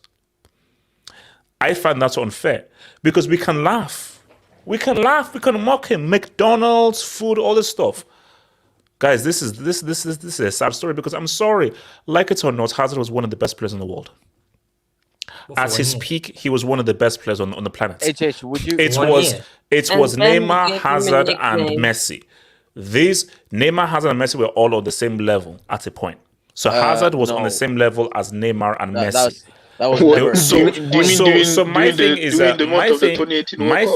My thing is, Eden Hazard went from being on the level of Messi and Neymar to now putting up these numbers where he's touching the ball 30 times in 60 minutes. Would you swap him? Would you swap him for Mason Mount? Yes. Wow. I'm lucky. Thoughts on Hazard. This is. I saw what you post up, and I'm shaking my head. I like what YSK said. It's annoying because Hazard is a talented player, but you know what Hazard lack? Mentality and hard work. He lack it. It takes football as if he's playing with his children or his friend or his relative. Football is not like that. You have to put on hard work. You have to be resilient. You have to put so much more when you want to become a footballer. Well, no, it's true. And also Abdullah is right because, I mean, it's on YouTube. Obi Mikel said it. Hazard was one of the worst trainers you'd ever seen. Yeah. He could not put in his legs right, shoes untied, and so forth. Hardly trained, did not really give an effort. Come Saturday, boom, the guy's the best player on the pitch. So, but like I said, it's all about mentality because Ada doesn't see. You want to become the best, you have to have the mentality that I want to become the best. I want to be better than this, and this. So, but Ada mentality is just about play football and enjoying himself on the pitch and go home and sleep. With that mentality, you cannot play for a top club. You have to be playing for a club like Sunderland, Huddersfield. Those are the level. Because if you have that's the mentality you need. But playing for a team like Madrid is a winning team where if you do not win, both the managers and players are in trouble. So Wait, Abdullah, you can't just drop Sunderland and just carry on talking ball. I'm talking about this mentality because the mentality of Eden Hazard is the mentality of playing the championship team like Huddersfield, Sunderland, Luton team, whatever they're doing. I'm like you, Luton Town. So, the championship is tough, man. So when it's Doncaster Rovers, Torquay, Dagenham and Redbridge. Those are the levels in this game because he lack mentality to play football player. Abdullah, let me ask you a question. Scunthorpe got relegated, by the way, if anyone cares. So. Bro, would he even get into a goals 11 aside? Right. Abdullah, let me ask you a question. Okay. Yeah, go for it. Go for it. Yeah, if you really think about it, this is not an issue with Hazard only. If you look at history, right, and the bro. Yeah. Guled, the mic is a friend. It is not an enemy. So, Guled, take at least 5 steps back from the mic and let's ride. Go for it. Bro, quit giving oral, man. Relax. Okay, we can hear you. Maybe get closer, but not too close. Because actually, the reason that's okay. Wait, hold on. Let Guled ask his question. Guled, go for it. Ask a question. Yeah, sorry, why is Gage? Yes, there we go. That's good. Yeah, basically, Abdullah, what I wanted to ask you was, if you look at history and the players that we always looked up to, aka Ronaldinho, aka when we thought Neymar is going to be a big thing, aka there's a few other players. Even if you go back to history, Zola. Yes, I'm talking about like in terms of skill, like raw skill. Okay, skill. Okay. Robinho. Yes, Robinho. Yes, thank you, Wesley. Robinho. Yeah, it's true. Robinho. Yeah, Ronaldinho. Yes, such players. Relax. Can I put in a Okocha? Maybe. Yeah, but Okocha at least wasn't as bad as Hazard. I'm talking about players who played with raw skill, but they never gave it their all in training. Yeah. Right? This seems to be an issue where as soon as they hit their peak, which is 27, 28, all of them started taking a dip. And the reason why is this is the time when your body actually gives up on you if you didn't do the hard work in the training field. Because skill can only take you as far as you can, right? Because I remember when Hazard was signing for us from Lille, and he was told that he was going to go to Chelsea, but he had a game the next day. So what did Hazard do? Hazard actually went out that night. And you know what he did? He was so drunk. And the next day, when he realized that there's a game, he actually came. He was hungover. And he still played for the last 30 minutes, or I think 40 minutes. And he still scored 2 goals in his last game for Lille. So this is what I mean by raw skill. Raw skill can only take you as far as your body is ready to take you. Yeah. But if you didn't do the work when you're young, this is the issue. Look at Neymar now, and look at the names we are talking about. So in a way, it's all about what Mudrik said in his tattoo. Talent ain't enough. I'm sorry. Yeah. But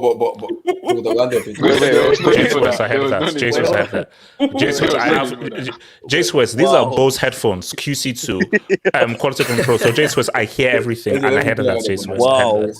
Because it's very annoying because Hazard is a talented player, but there's how far talent can take you if you do not put the hard work.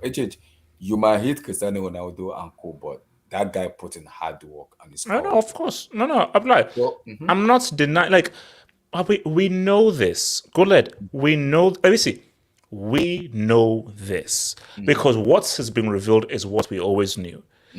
Hazard has raw talents to the nth degree, but at this level, you have to put in the work. Yeah. Messi is one of the most talented football players of all time. Of all time.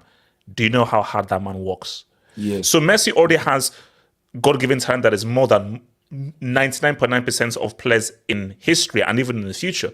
But even with all that talent that he has, do you know how hard he works, how hard he trains, how much he looks after his body? So I just think for basically Hazard is that you have to realize that. And also remember, the game's changed. See, put Hazard back in the 70s or the 80s or so forth. Maybe he'd be able to get away with it, but players are far fitter now. There's more about dieting, more about conditioning, more about preparedness. So even if Hazard is still more talented than 99.9% of people in the world, in today's world right now, if you don't have proper conditioning, proper match sharpness and so forth, your talents can't offset guys who are just better prepared than you. You know the scary part? I saw the news. Was it last week or last month? I'm not sure. He's an ambassador for Burger King in America. Yeah, I am finished. Excuse me? No, he's not. He's an ambassador, I repeat, to Burger King. No, that's a lie. No, it's not. Wait, he's playing Mackey's. I lied. That's a lie. No, it's not. No, it's not. Streets, that's cap. Streets. I need someone to talk to fact check. That's cap. Wait, hold on. So, what? So he appeared. Elijah, he's lying. Elijah, he's lying. He's lying. That's not happening. This guy can barely speak English. You think he's going to go over 10? Bro, this guy really is hustling. He appears on McDonald's adverts and now he's an ambassador for Burger. No, that's not true. That's not true. J2S, this is like switching from Inter to Milan, man. Splash, don't look it up. Splash, you don't need to look it up. Just focus on this. Please don't look it up. Is that Doi? So let me hit this. So shout out to Half Hope's cousin Abdullahi. We know you're American. He's a Nigerian living in America, unless you have an American visa. So shout out. I'm a US citizen, so I prefer not to respond to that. Oh wow, okay. Minecraft or the Diamond. Lizard needs to retire. Jesus. Hashtag free Simeone. Where was the Portuguese? He was doing his thing, man. He was trying, man. Betsy. Hazard is a punchline nowadays.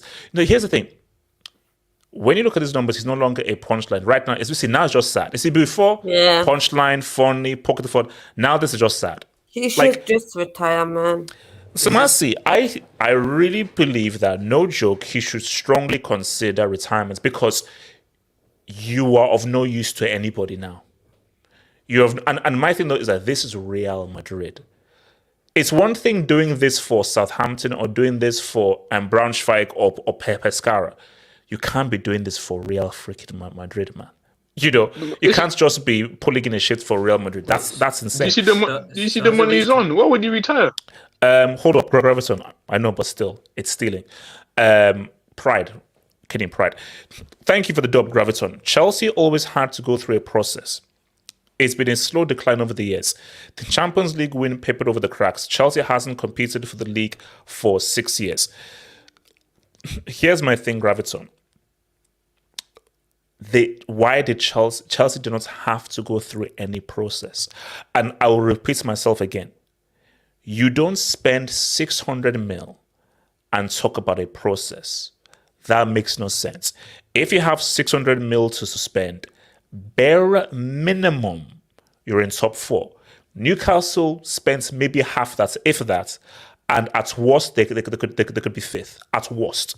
So my thing is, no, Chelsea didn't have this whole thing of a decline. What decline? Because here's the thing, nobody can predict the future. We don't know where Chelsea would be if Abramovich was. If Ukraine was not invaded and Abramovich was still the owner, we don't know where Chelsea would be. But looking at past thing, Chelsea have not gone more than 2, 3, or 4 years without winning a trophy. So my thing is, if we now have 2, 3, 4 failures and there's no trophy, which it could be under Pochettino, I'm sorry, that is the club now going backwards. So this whole thing of a decline. When Chelsea won that UCL and so forth, nobody was talking about a decline. So you're only now talking about a decline after Abramovich has left and we're now 12th in the worst season we've ever had in our history. I think the squad was declining before he left. The squad needed some needed new players. Rejuvenation. Wait, hold on. Let me hit. So Betsy, Would cocaine Maradona still make it to today? Yeah, he'd readjust. Yeah. He'd readjust. Cocaine Basically, cocaine. Well, that's a different set of cocaine. No, my thing though, you know how people say, "Oh, players from the past won't be able to say what's up right now." It's all about adaptation. Players from the 80s, you adapted to how the world was now. So if these guys were in the world today, they have to know, okay, to make it, I have to live a different way. Because the way you lived and the way you operated in the 80s and 70s was different from how you operate right now in 2023. So yeah, he'd make it. Shout out to your boy, Tavinci. Hazard was meant to take over from Messi and CR7. Well, in a way, let's be real. He was the best player at a World Cup. And if not for De Bruyne, he would have been a World Cup winner. Which World Cup was this? Which World Cup was this? Used to play with De Bruyne. Which World Cup was this? YSK Jackson, if not for Kevin, the industry plans De Bruyne, Which Eden World Cup? Hazard is a World Cup winner. Can you answer the question? Which World Cup? 2018, held in Russia. AJ, please, I DM you something. Can you share to the panel, please? Show what? I DM you something about Hazard. Please show it up. HH, by the way, did you name Hazard Burger King in this stream? Burger King? Of your No, he's called Was it a Bugzard. name from before? Please show it up. Hazard said Bugzard that. now, man. Hazard said that in 2020. So, so this is what I got DM'd. Rather than watch the rest of the game from the bench, Hazard sets off to a local restaurant where he enjoyed a burger with his family. The sauce on that burger was my favorite thing, he confessed in an interview with RTB, March 23rd, 2019. Wait, so he does food reviews now? No, this is why. This is why sad, this is getting sad. Why is you guys Truly naming sad. Burger King? Belgian Who named him connoisseur. Burger King? Was it HH? I told HH, you, who named him Burger King? it's an ambassador to Burger King. I'm not, that's not funny. I'm not laughing. I'm not laughing. I'm not laughing. Bro, he went from That's not battling funny. YSK, shut up. YSK, shut up. We're not he laughing. went from So, battling good. Bro, he went from battling Messi to taking on the kitchen.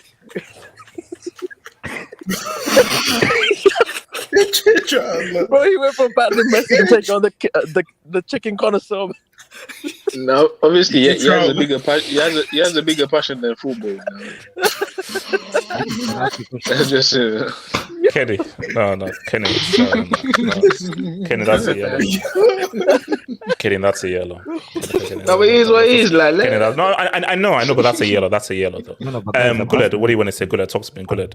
I wanted to ask you a question, HH. I know it's going to sound condescending. No, wait, hold on. Let me just mute these very annoying people for you so you can have freely speaking. So there you go. Go for it. Yeah, I know it might sound condescending, HH, but this is with good intention. Who actually named him Burger King? Was it on your stream? No, I already told you, Chich, is an ambassador to Burger King. No, but where did that name come from? Was it on HH stream? That's what I'm Yeah, asking. on the chest. Where did it originate?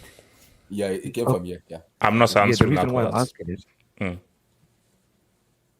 AJ, the reason I'm asking is even ESPN picked up on this. Sergio Hazard trolled by Burger King after latest injury, which means they're listening to your stream. So if you say anything about Hazard, may God forgive you from now on. Okay. You know what? I think this is time that we sort of pivotal. So Anthony the Ghost, is your mic while working there? Anthony the Goat, is your mic working there? Anthony the Goat. All right. So wait, I'm here. Okay, thank you. So another L against Villa, 2-1. So where we're seeing that now, you pretty much cannot really make top 4 UCL for football. I want to just talk about, because I was on the terrace like a few days ago, and I was shocked by something that I heard. I didn't even think there was a possibility. Could Kane still potentially sign a contract extension with Tottenham? Yeah, he can. He can, but he better not sign that contract. He can't sign. You can't sign another 3 more years of. Wait, no. Let's hear from the sports fans. So Anthony, what chances? Let's say as a percentage, what chance do you give based on how the season has gone? How Tottenham have completely and totally loserized this season for themselves. What are the chances that Kane sees all this and still signs an extension for another year? Loserized. Well, first of all, I'd like to shout out 6-0 against Schalke. And the thing about Kane is, I think it's going to be 50-50 because the only way he leaves the club is if like he actually does what he did last summer. And the issue with this is that Kane, HH, let me tell you something. Like this club is finished. This club is finished. Harry Kane leaves, this club is finished. Like, I think Tottenham fans haven't deeped it enough. Oh, no, and Nancy, it's crazy because I was saying to Patrick and so forth that when Kane leaves, what happened? I was like, well, we'll do this. So no. Have you actually come to a realization of what will happen if, let's say, Kane was to leave this summer? Because see, my thing is that if Kane stays, I mean, the amount of abuse I will give him will be profound. And for me, and because here's the thing. Levy is a businessman. Either Kane goes for a fee or Kane is staying for another 3 or 4 years. Because Levy being the businessman is not losing Kane for zero money. That's not happening. My issue is I don't really care if we lose him for zero because he was an academy prospect. I don't really care if we don't get the money.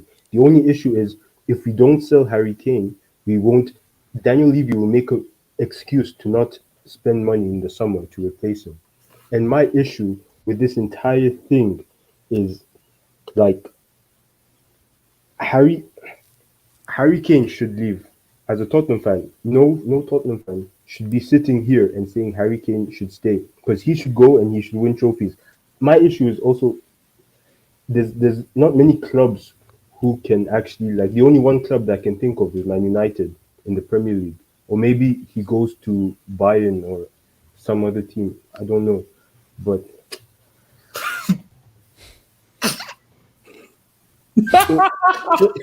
first of all, that's disrespectful. Very, Gatlock, that's very disrespectful. That's very disrespectful. So, I mean, I agree. No, Anthony, ignore that trash. I mean, it's just him being very disrespectful.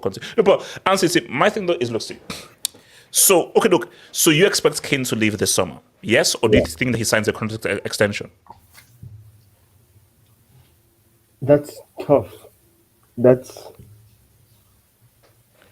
I'd say it's more likely that he stays because I don't see the only team who can actually get Kane. Man United.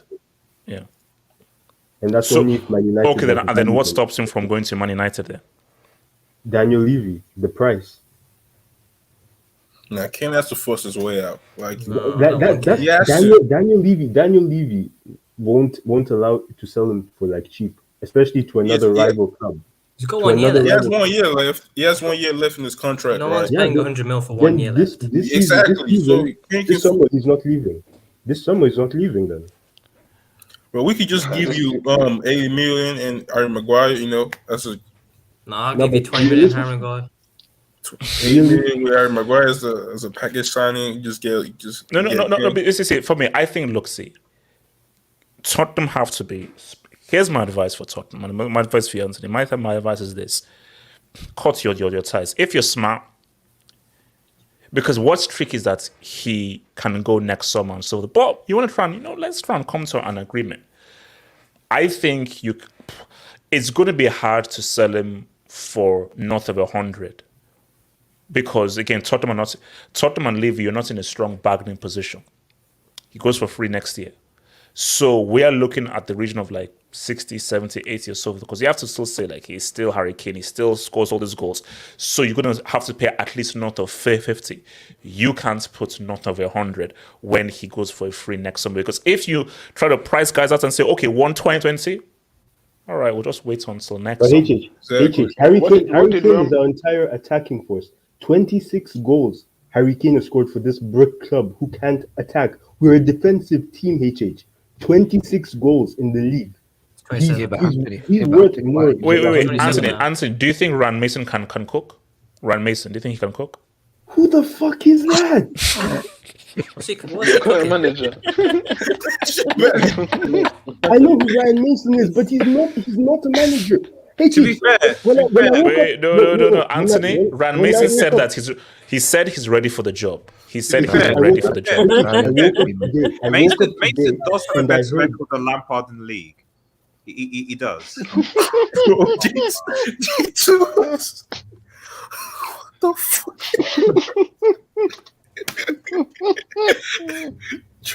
Yo, man, you guys, man. All right. Wait, so Anthony, in your view, what would you want? Give me an ideal scenario considering Kane and Tottenham. What is your ideal scenario for this summer? What's your ideal scenario? My ideal scenario: we sell Harry Kane, we sell Heung-min Son, we sell Hugo Lloris, we sell Eric Dyer, Sanchez get out, and everyone else who's not going to be useful to the team get out. We create a new rebuild. We get a director of football, we get a manager who fits his style. Levy, go sit and do the counting cash and accounting and the numbers, and the football guy do the football stuff and find the talent. And that's so you're saying like a complete rebuild this summer then? A complete rebuild? Yes, tear everything down. Because HH, we're mid-table club. We're mid-table club next year. And if Kane goes, we might even be in relegation. I'm not laughing. Here's the thing right now. And Anthony, if there's a situation where I'm hosting a relegation stream involving Chelsea and Tottenham, you know that's when I've had enough. So Anthony, you might think I just hope that relegation is. But if me and you are in the same situation here next year, then I know that we should go to group counseling, HH. Group counseling. No group counseling. Then I'm done. I've given enough years to this YouTube thing. I'm done. So I'm done. Can I speak on this? Yeah, can you go for it? The fact that there's even a 1% chance that this guy stays at Tottenham, it's crazy. He's a loser. Should be a crime against humanity. Like, yes. Why is this?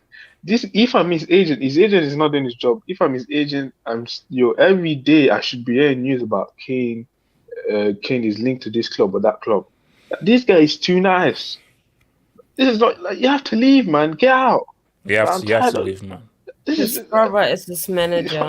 This is a toxic relationship. And also, he has to see, and Kane, this is what Kane has to realize. No one gives a damn of like, man, but at least you're doing your shit, because this is what guys were saying on the terrace, the United fans. Tottenham, there's no expectation. There is zero pressure. So you can only succeed. You can't fail. But if you now go to a United, or you go to a Chelsea, or you go to a Bayern Munich, there's now expectation. So there's now pressure. And we now need to see how can Kane deliver when there's pressure. You've never had to deal with serious pressure. Now, we saw when there was pressure on you in the World Cup, and that ball is still finding its way on Krypton right now, that penalty against France. So we now have to see how do you deal when pressure knocks on your front door. So, but you continue. Well, they need to get rid of Kane needs to leave, and Tottenham as well. They need to get obviously right now, because if you keep in one more season, you're not going to be bad enough to you're going to be staying in the same position. So might as well just rip the Band-Aid off, get rid of him, and trying to rebuild. And him as well as a guy, if he doesn't leave this summer, I don't want to hear his name no more about all this English, all this hype about this guy. I'm tired of it. This guy needs to. Kenny, you'll still hear those things. Look at this though. Like we I don't can't, care. right? Wait, hold on. BMF. We can't, right? You're 29, no trophies, we've not seen you turn up and have a big moment. And you think to yourself, why should I sign a new contract to the team that they're not going to win me a league title right now, or win me a Champions League, or win me anything? You saw what? No, BMF for stats. Bro, no one cares about you scoring record. Yeah, he's Mr. Tottenham Hotspur. But also, there's no other option. The English do. The English can. I know you want to stay in England. I already told you, I would take him at United every day. But it's the fact that you who made you sign a 6-year contract with Spurs in the first place? The guy in my picture. And second of all, you look like the likes of Bale, Luka Modric. They went from. You see, guys, I think don't unless your brother is a professional, don't hire your brother as your agent and so forth. Because any guy this is the kind of guy who is going to lose your money in the space of 24 hours. You see, people like to say Nigeria 419, 419, 419. This is the real 419 here. This is the guy that's sending you emails saying that he is in love with you and please send me 3 billion so we can be married. It's this man. He's the guy that's sending those emails, bro. This man. After that deal, this guy should be every family meeting. This guy, like, there has to be beef there. Like, there's no way. Wait, hold on. Let me hit. I'll copy here. I bet you. I need Burger King meet and greet with Zad, please.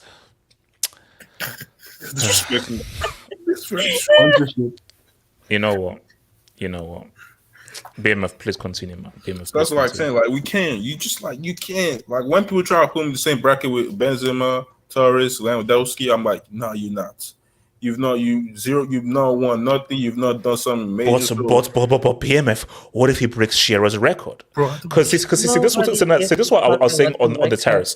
This is what I was saying on the terrace.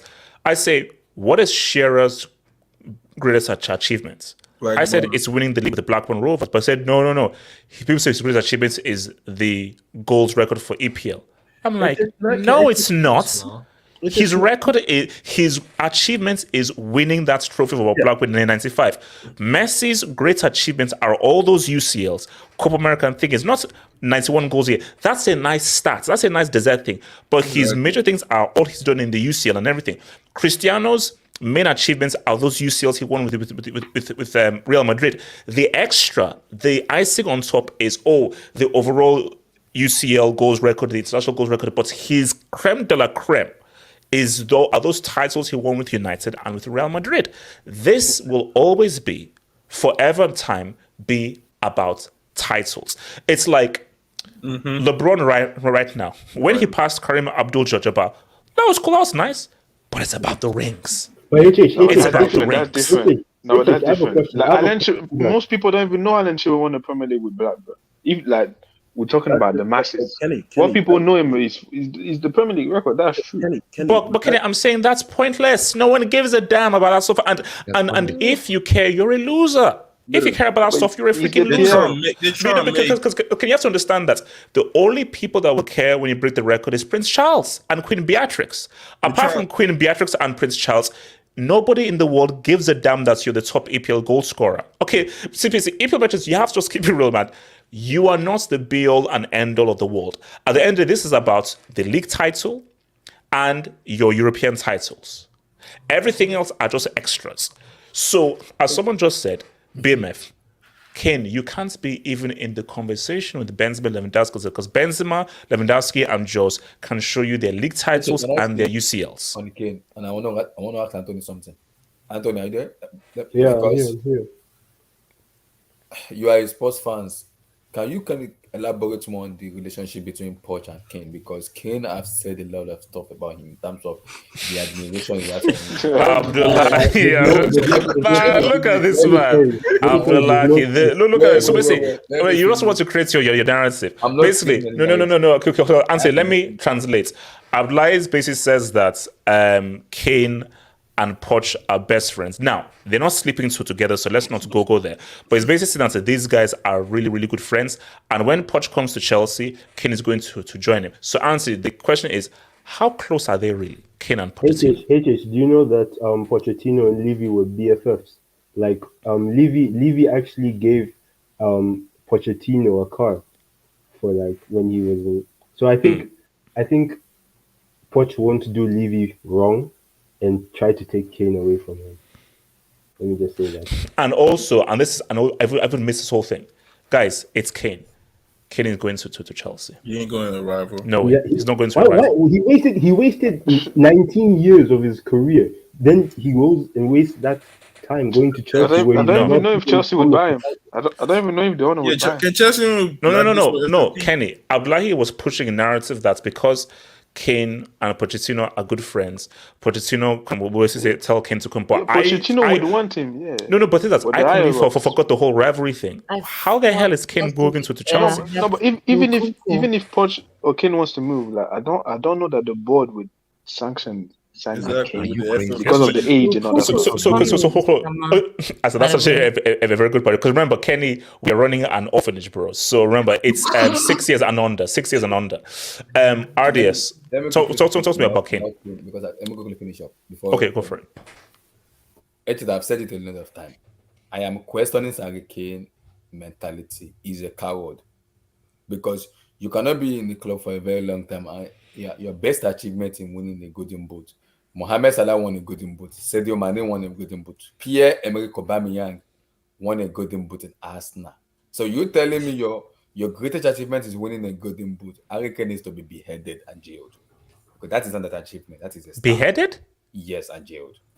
Easy. Okay, Artist, can you just take a Yeah, look? that's- Artist, that's can too you just How so let's talk about Kane. how can you be beheaded and jailed? Artist. Yeah, I know we're in hold on, England, hold but on. this Let is me not let me this let is not me hit the the brick. Let me hit the brick. Let me hit the brick. Yeah, I know we're in England, but this is year 2023. All this behavior stuff is not Kenny, going on. Kenny, no, Kenny, no, you missed the whole thing, Kenny. If you're beheaded, Yeah, exactly. why are you throwing the beheaded body into jail? No. What happens is that you go to jail, then he gets Then you beheaded. get beheaded. Yeah, you don't behead him. Who is throwing a corpse in jail? Artist, continue. Artist, I'm like a legend, man. So Kane, talk about Kane. Sorry. First of all, have I missed the Chelsea cookout already? Thankfully, yes, you have. Thankfully, yes, you have. You missed it. Good. Thank Anyway, the Lord. okay. They're due back-to-back lubrication due to City Newcastle, so there's always more opportunity by the end of the season. Love Let's get United. So possibly United. God forbid, But anyway, I'm actually gonna, in fairness, because everyone's slaying Kane. I'm gonna maybe slightly defend him. And the only thing I'll say is, in fairness, like, to keep it a stack, Tottenham would be in a far, far, far worse position if it wasn't for him. And my loyalty as to the club, yes, okay, he had a 6-7 year contract. He was probably a lot younger and didn't even know, because I think Kane came from someone remind me, it wasn't Southampton, it was a first division team before he came to Spurs. It wasn't like another. No, it's from Spurs. He's from Tottenham. No, he went on loans. Like No, From he went Tottenham, but I don't think he was not in Tottenham for the whole time. No, he wasn't. No, he went on loan. Yes. Or he went on Was loan from somewhere. Norwich Tottenham. and Leicester. He went to loan Yeah, to Leicester. exactly. Yeah, Yeah, that's yeah, exactly. So the point I'm trying to make is that, like, at the end of the day, like, Oh wow, what the heck? where's that coming from?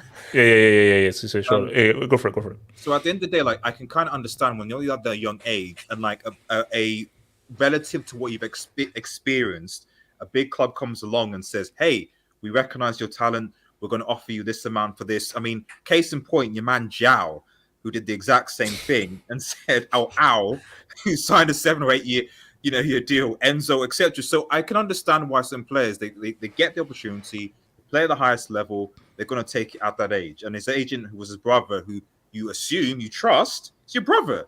He has your best interest at heart. Why would he go against it? So from that point of view, I have empathy for Kane's decision. And in fairness, in the last 2 or 3 years, if it wasn't for Daniel Levy being a brick, he probably would have been a City player.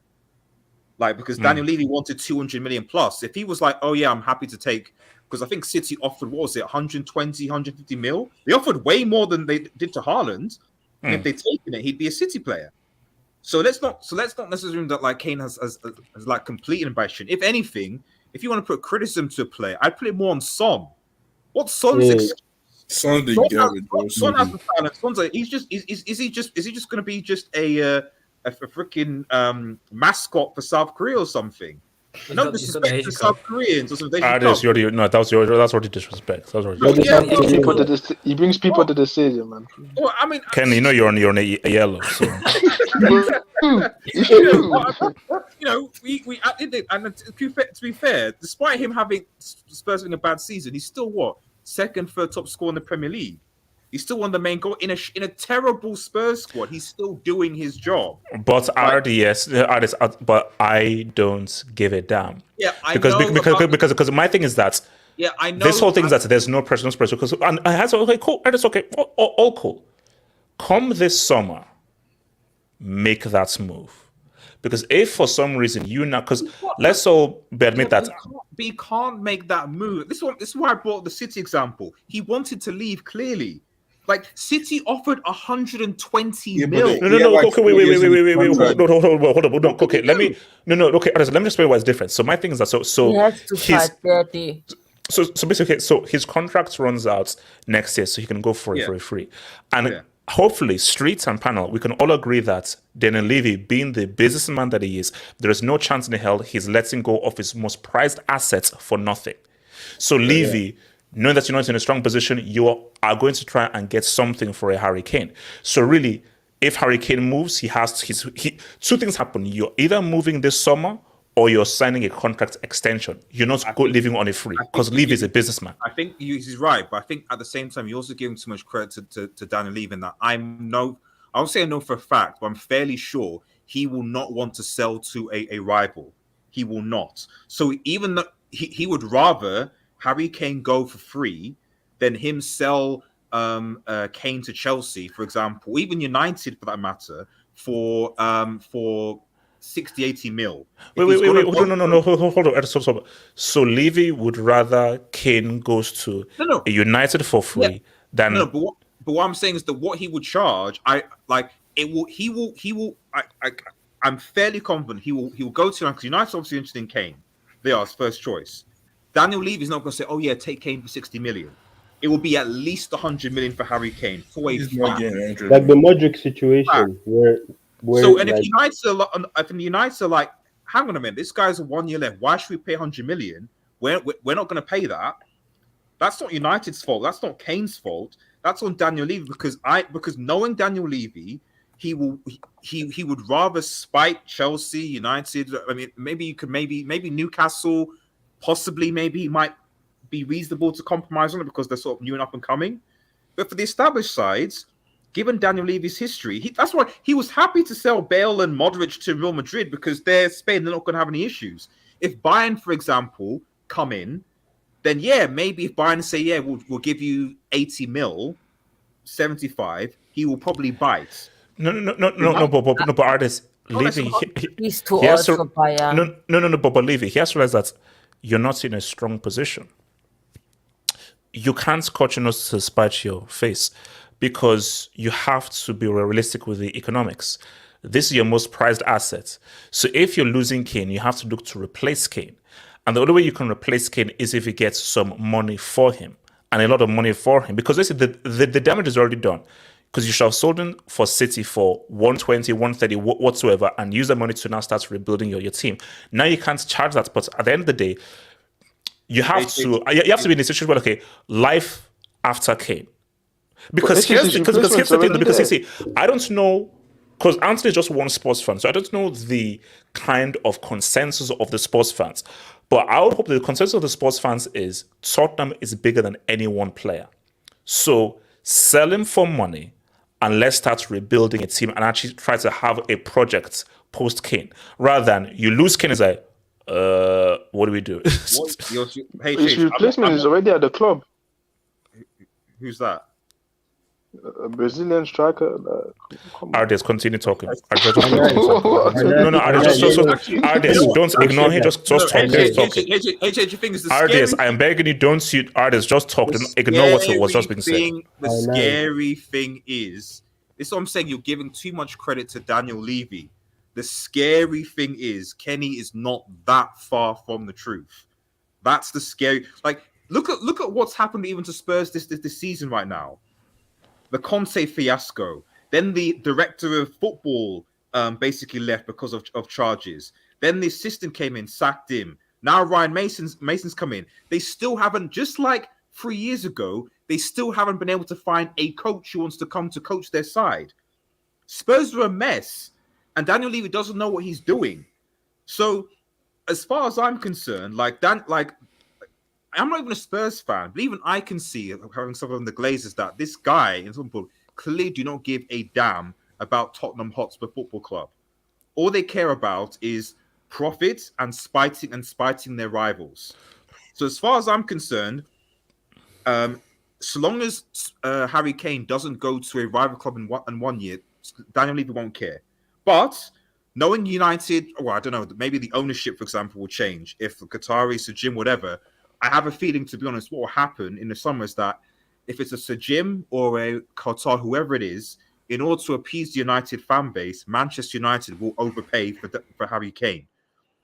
So because Bayern aren't going to do it, PSG probably aren't going to do it unless, I don't know, if Messi and Neymar goes, maybe they might have a bit of extra cash.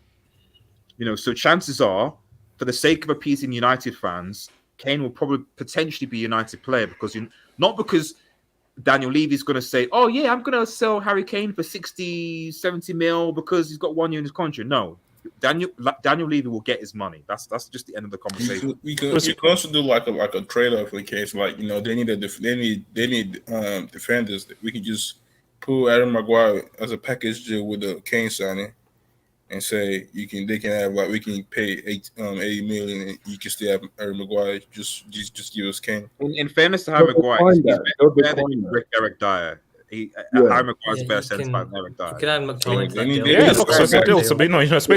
So basically, you give us Kane, you get a fridge. There you go. So. So let me hit some quick Dubinsky's man. So shout out to one of the biggest talents that have been wasted, Coutinho. No. So I never rated him as that big a talent. So no. He's a long shot. Klopp told him to stay. Yeah. Shout out to your boy Ifman. Thank you for the dub, Ifman. If I'm Man United, I'll focus on getting a keeper, Mignon, Costa, etc. You're not getting Mignon from Milan. That's not happening. Right back, Frimpong. Centre back, Kim Min-jae, which we hear is close to happening according to my guy Terry Fleurs. And central midfielder, De Jong, Lefy, etc. this summer. Then gets Kane next for free as a final piece, like RFP as a statement to go for the title. Hold on, okay, there's a second part, and I'll respond to this. The reason is Man United shouldn't waste time on playing games with Levy. We shouldn't waste the summer on a saga like with De Jong. If we get the new owners, Levy will be annoying for the negotiation. Hold on, here's my thing. This is my response, and maybe you guys can go. My thing is, I really believe Kane to United is happening this summer. And my thing is, you have to understand that the power isn't with Levy. So this isn't a regular summer where Kane has like 2 years left on his contract or 3 years, and there's a possibility he could extend where, okay, is it 120, is it 130, 140? So my thing is that no negotiations, it's simple. For United is that, here's our offer, take it or leave it. If you leave it, you're Kane. We good? We're good. All right, see you next summer.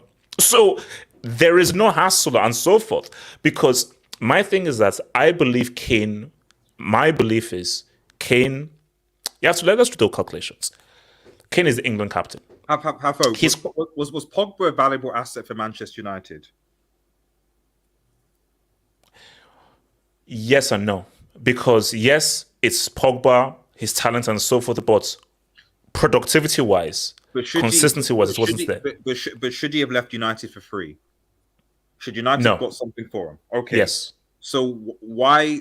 And so do you know? But you can understand the circumstances as to why he didn't sign a contract, and United didn't want to sell him. They wanted to make money on us, but they couldn't come to negotiation. That's why he left. So why is that? Wait, hold on. So because I have a response, but continue. Yeah. So why? Yes, my point is, the question is, why is the Pogba? I'm not saying in terms of productivity, but I'm just saying in terms of the way it was handled by the player and also management. Why can that not be a similar situation with Daniel Levy and Harry Kane? And the situation, the difference because of who Levy is. Everyone was, and I've known this from get-go, Levy is business first. He is a businessman to the core. So when a guy is a businessman to the core, you are getting something from your assets. There isn't anybody like a Daniel Levy anywhere in the Premier League. No one like him. Definitely not at United. This guy is all business, and that has always been the critique of sports fans towards a Daniel Levy. And you can't ignore productivity. Yes, Pogba and Thingy are both huge assets based on their talent and their profile. And obviously, Pogba is way more talented than Harry Kane. But Harry Kane has defined Tottenham. Harry Kane's value to Tottenham is insurmountable. It's profound. So once you look at the profile, how good he is, England captain, and the value he's providing, as a businessman, you would be psychotic to let him go for free. So for me, I believe that it is pretty much almost like apples and oranges comparing this with Pogba, because you cannot ignore all of the pieces of who Levy is, who Kane is, and the value that Kane brings. All those elements aren't the same with the elements that they have with Pogba and Man United, which is why I will be... Look, stranger things have happened, and Riders, you could be right. We could have a situation where he leaves on a free next summer. But if Levy leaves on a free next summer, and keep this in mind, see, you're forgetting something. So Pogba leaves on a free, but it's Man United. Man United can still attract guys even not in the UCL. So Casemiro, what's up? Anthony, what's up? So you could still come in and attract guys.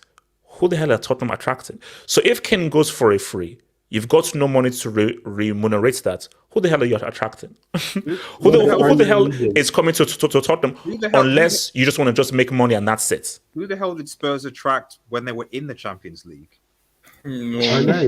Richarlison. Just real quick. What are you saying? There's more of a market for Kane than for Pogba as well at the time. Because you have to... Kenny, did you see that assist? Did you see that assist? Huh? Did you see that Oh assist? my gosh.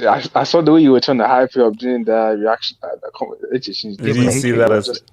You were just said that, but the thing, and his salary as well, because Pogba's salary compared to Kane's salary, like there's fewer clubs that could actually get a Pogba compared to like a Harry Kane. Kane, there's actually a market. It's just if the owner is willing to sell the player. Yeah, but Kane, why don't we shine the spotlight? Let me quickly say something because this is me. People are saying price. Wait, what did you? Okay, he has a 1 year on his contract, and I'm going to quote Anthony on this. How much realistically can Daniel Levy get for him? 120, 150, 100? How much? No, you can't ask for 120 when you're free next year. You can get a 90 probably. Max English club would drop. Wait, max is 90. Even that's crazy. It's an English player and English tax. Daniel Levy will squeeze everything to get the best. Abdullahi, he's not in a strong position because I'm like, if let's say it's a big problem. No. I'm like, if he rejects 70, if someone just says 70, he rejects it. Okay, fine, we'll get him for free next year. Then so the choice is Levy, 70 or 0. You prefer taking the 70 million and just put it back in the squad?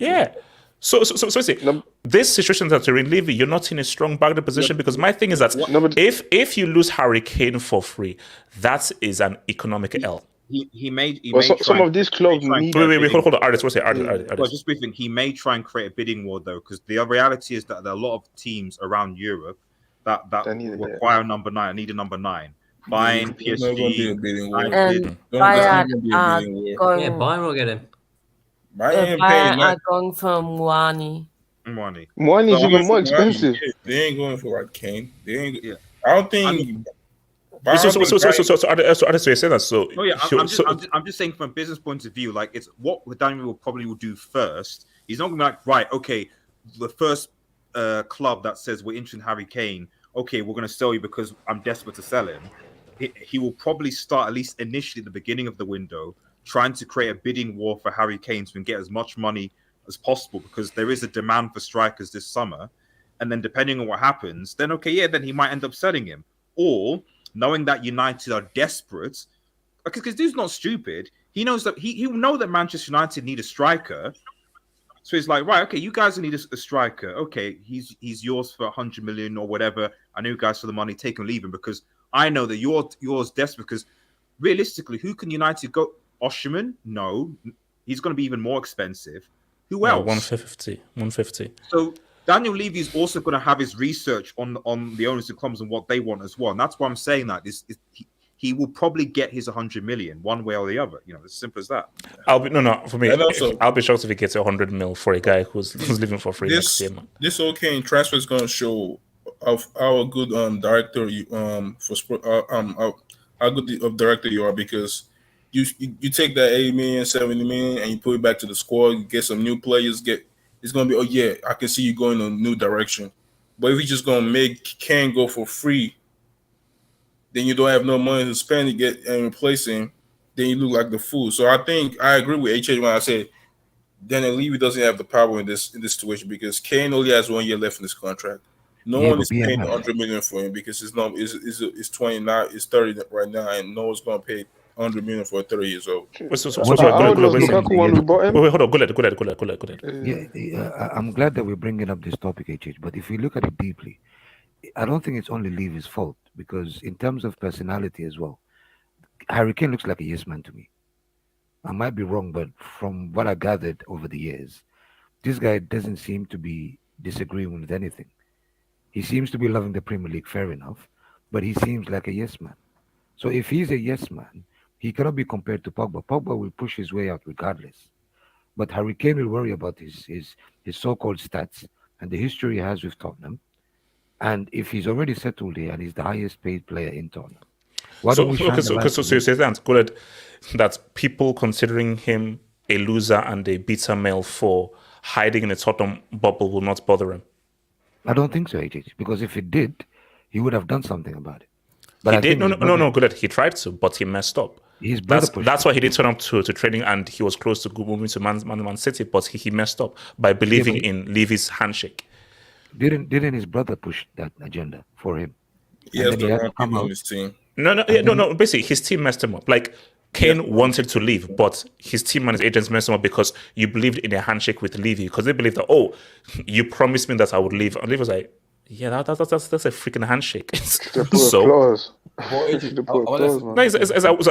we like in the Wild West now? It's okay. Yeah, we shook and I went back on my handshake. That actually shows me that he's more of a yes man. Because I agree with what you said, and I said Kane has power here over Daniel Levy. Why is he will have English PR around him? He's an English captain.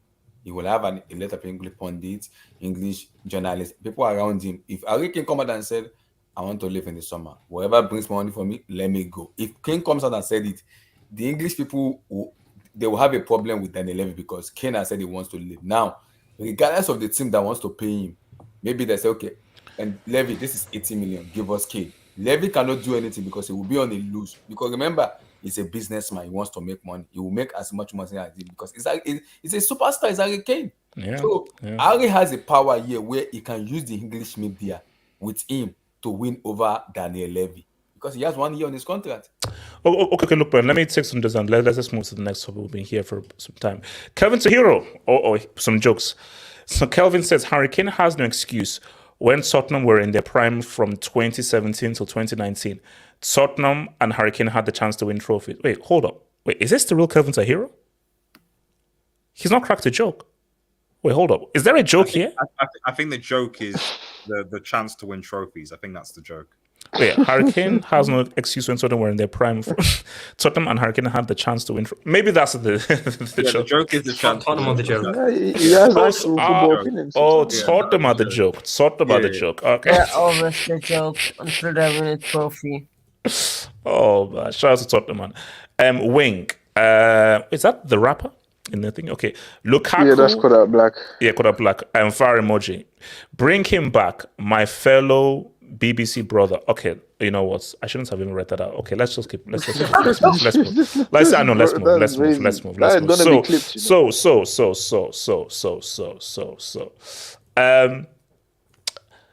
Should Messi? So I'm going to just put this out there. Should Messi return back to Barcelona, or should you not go back with your ex?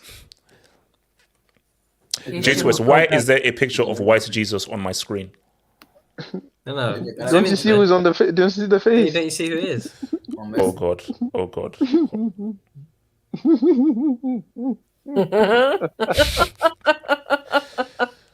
All right. What's it called? Mike, should Messi return back to Barca, or should Barca not go back to your ex? Well, you shouldn't go back to your ex ever. If you do, you're a fool. And so are Barca being fools? Well, do Barca have the funds? Tell me that. No. Okay. Here's the thing. So, if let's say Barca have the funds and they don't mess up anything financially and everything is all cool for Javier Tebas, would it be a good idea to bring Messi back? I guess commercially and financially it would be a good idea because obviously they'll generate a lot of revenue. But I'm just thinking more on the pitch. How are you gonna add all those players together? Where's Messi gonna play? He's not gonna play right wing. He's gonna play in the striker role or in the cam role. He's not a natural winger that we used to know with Messi. Now Messi, he does his own thing really.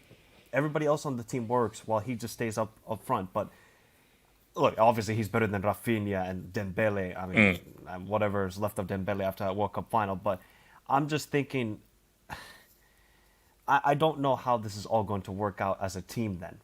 And do you also have to get rid of a lot of players in order to bring Messi? So obviously Sergio Busquets is leaving. Jordi Alba's going to leave. They're trying to get rid of Rafinha. They're probably going to have to get rid of one or two more players, possibly. Like Frenkie to United, maybe? No. Kessie. I was thinking more Kessie or then Ferran Torres or whatever's... Gavi. No, I don't think... Oh, come on. He's Barca's pride and joy, man. Don't you have a contract issue or whatever? Yeah. There is no way they will leave like Gavi. So, to be honest, I don't really see him going to Barcelona. It's basically just financially. I just don't see how they can do it. But like you said, HH, take a pay cut. But how big of a pay cut does Messi want to take? Because I've always said is that because I don't know what's in Messi's head, but Messi, if you really want to go back and so forth, take a massive pay cut. Now, this is when people say take a pay cut, when you're used to living, just for example, if for 7-8 years you've lived on 200 mil a year, just for example, that means all of your bills and your way of living is correlated, and it is in tandem with you being 200 mil a year. So if you don't take that down to 100 mil or 75 mil a year, that means your way of living and so forth has to change. So think for Messi, how much of your way of life that you've been used to for so many years, based on how much you've been being paid, are you willing to sacrifice to go back to Barcelona? Because I just do not know where Messi's head is at, of where does he still have that huge desire? Because I've always said for Messi that America at this stage in your career is great. But Messi fans attacked me on Twitter saying, oh my gosh, how can Messi go to America? He's still the best in the world. He can still offer something in Europe. I'm like, okay. All I'm saying though is he's 35 years old and you can't be building your team around a 35-year-old. You can't. I just think they want to bring him back because of the way he left. Yes. I just think it's that way. Like, he should have gotten a proper send-off, 90,000 in the Camp Nou, everybody adoring him, but, it happened what happened with the way he left. So I think it's kind of more a sentimental thing. They want to bring him back, give him a proper send-off, and then he can go to America or Saudi Arabia or wherever to get the money. But I Mike, I'm hearing 400 mil Saudi Arabia, Al Hilal. That is crazy. 400 million. Take the money. Take the money. Gonna do that? Take the money. No, and Mike, now we get to the crux of the matter. So Messi already beat you to the World Cup, and now he's not going to beat you financially as well, bro. Chris can't get a break. He actually can't. He actually can't dodge this guy. No, he can't dodge it because Chris' last laugh was, "Aha, I am higher paid than you. I am better paid than you." But Messi, well, hold a minute. 200 million is cute. How does 400 sound? Messi's Thanos. Yeah, man. So okay, that's wild. That's wild, Jesus. That's wild. That's crazy. The problem then gets HH. So what is Messi's motive? Does he think he can still compete at the highest level for, let's say, 3 years in Europe, and then get prepared for the next World Cup? Or what is he said he wants to play European football. For how many years, Guled? Does he want to just do it for one season with Barca and then go? I think Mike, according to Fabrizio said Messi still think he can still play in Europe for 2-3 years more. So that's an indication that he wants to play the next World Cup.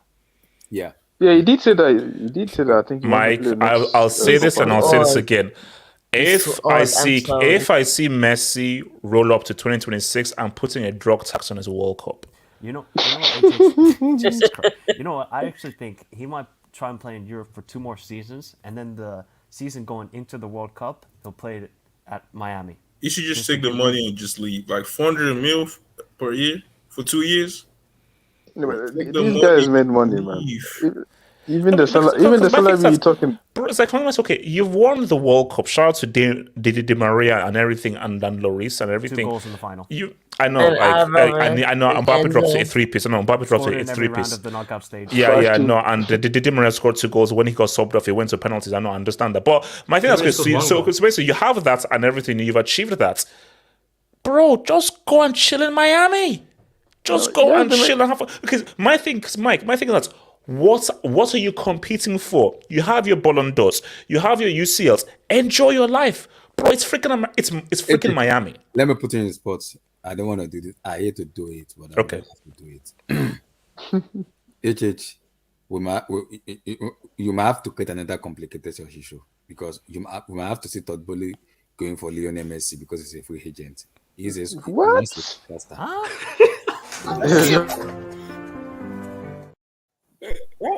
Where did that come? Shut your goddamn ass up. Abdullahi, wait, Abdullahi, have you taken anything? Are you taking anything?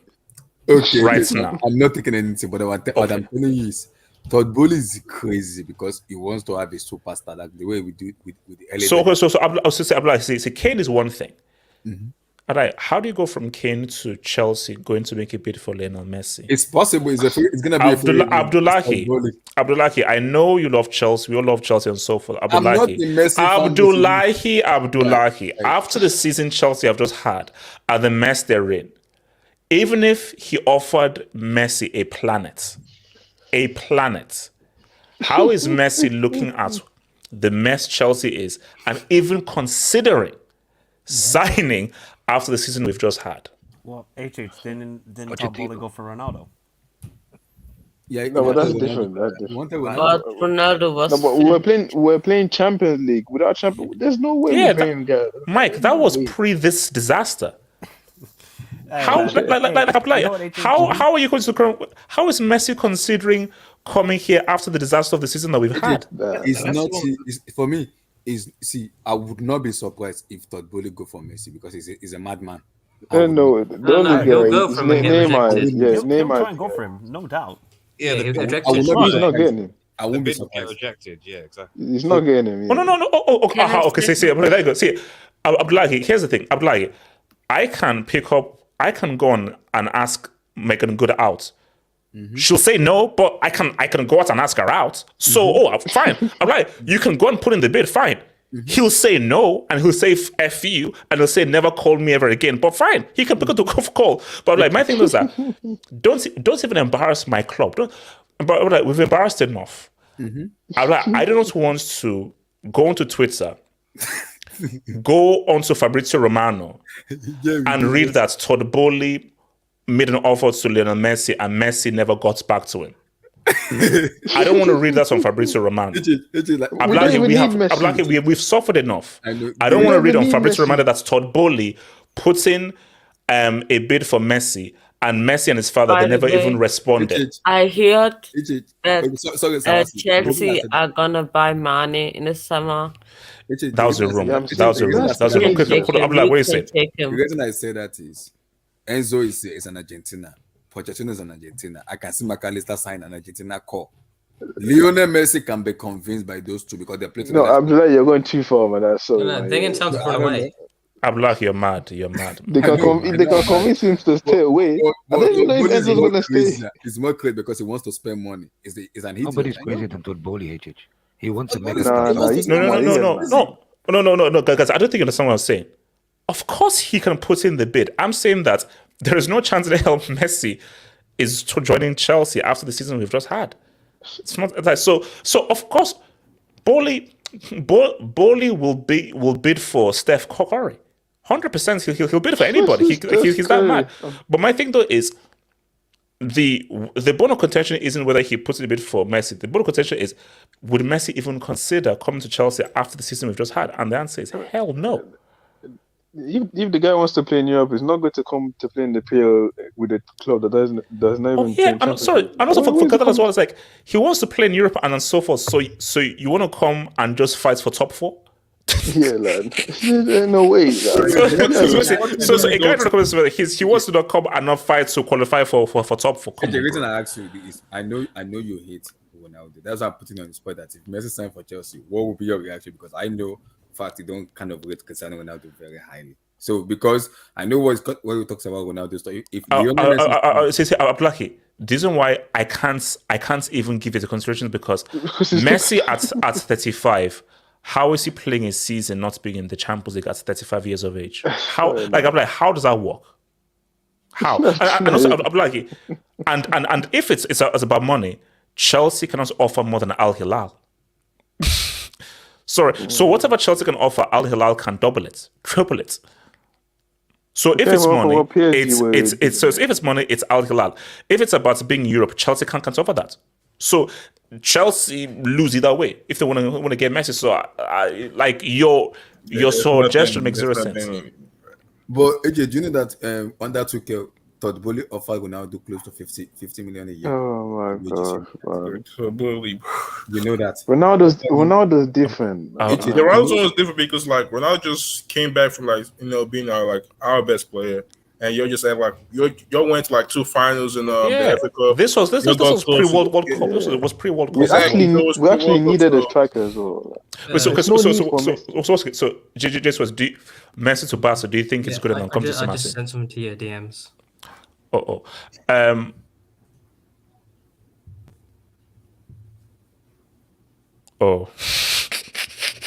Why? See. I mean, come on. Okay, this was unnecessary. You see, Abdullahi, can you now see what you've now caused? Did I do? This is what you've now caused, Abdullahi. Yeah, let's see. Abdullahi, this is what you've now caused. This is what you've now caused. Can you zoom in? Wait, you can't see.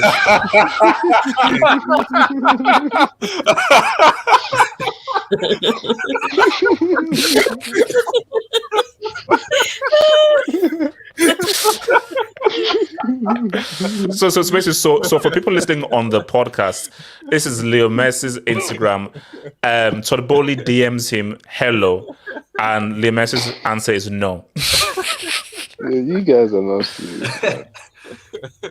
So Abdullahi, there you go. That's the negotiations. Are you happy? That's how the negotiation goes. So there we go. So do you see Messi returning to Barca, and do you think it's a good idea? No, I think you should maybe just one season in Europe in another team. Maybe Man City go for Champions League, win the Champions League, and then you don't go back to your ex. It hasn't worked out. The breakup was messy. So you don't go back. So, by the way, Michael, Finland got screwed over by the jury in the Eurovision. Finland should have won. Yeah, I mean, when you're dealing with Sweden and you're basically dealing with the Barca equivalent. Wait. Who won it though? Who won the Eurovision? It was Finland versus Sweden. I thought Ukraine would won it. Why did you think Hey, but shout out to Ukraine, actually. They won it last who was half year. Nigerian. It's something to be proud of. The guy was. Okay, so okay. It was basically the weekend version of Ukraine. Okay. So who was top 3 then? Sweden, Finland, and I think it was Israel or Italy. Sweden is the most woke country in Europe, so it's not surprising. Wow. No, because I think England have only won it once, I think, in the entire history.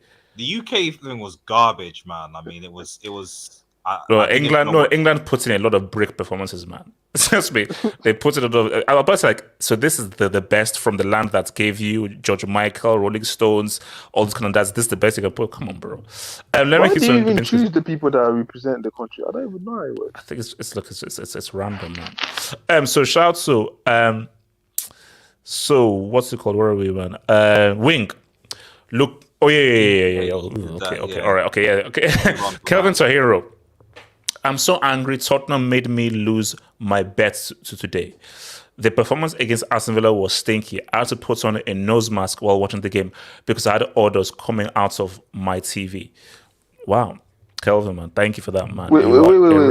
Why are you betting for Tottenham against Aston Villa at home? It's Aston Villa are like one of the best. No. Wait, hold on, Kelvin. Surely we're betting against them. Kenny, it's the joke. If you read it's anyway. Sarcasm. It's sarcasm. All right. So Shai, he's back. I don't know what that emoji is. They look like two horses. Lukaku is back, baby. Move on.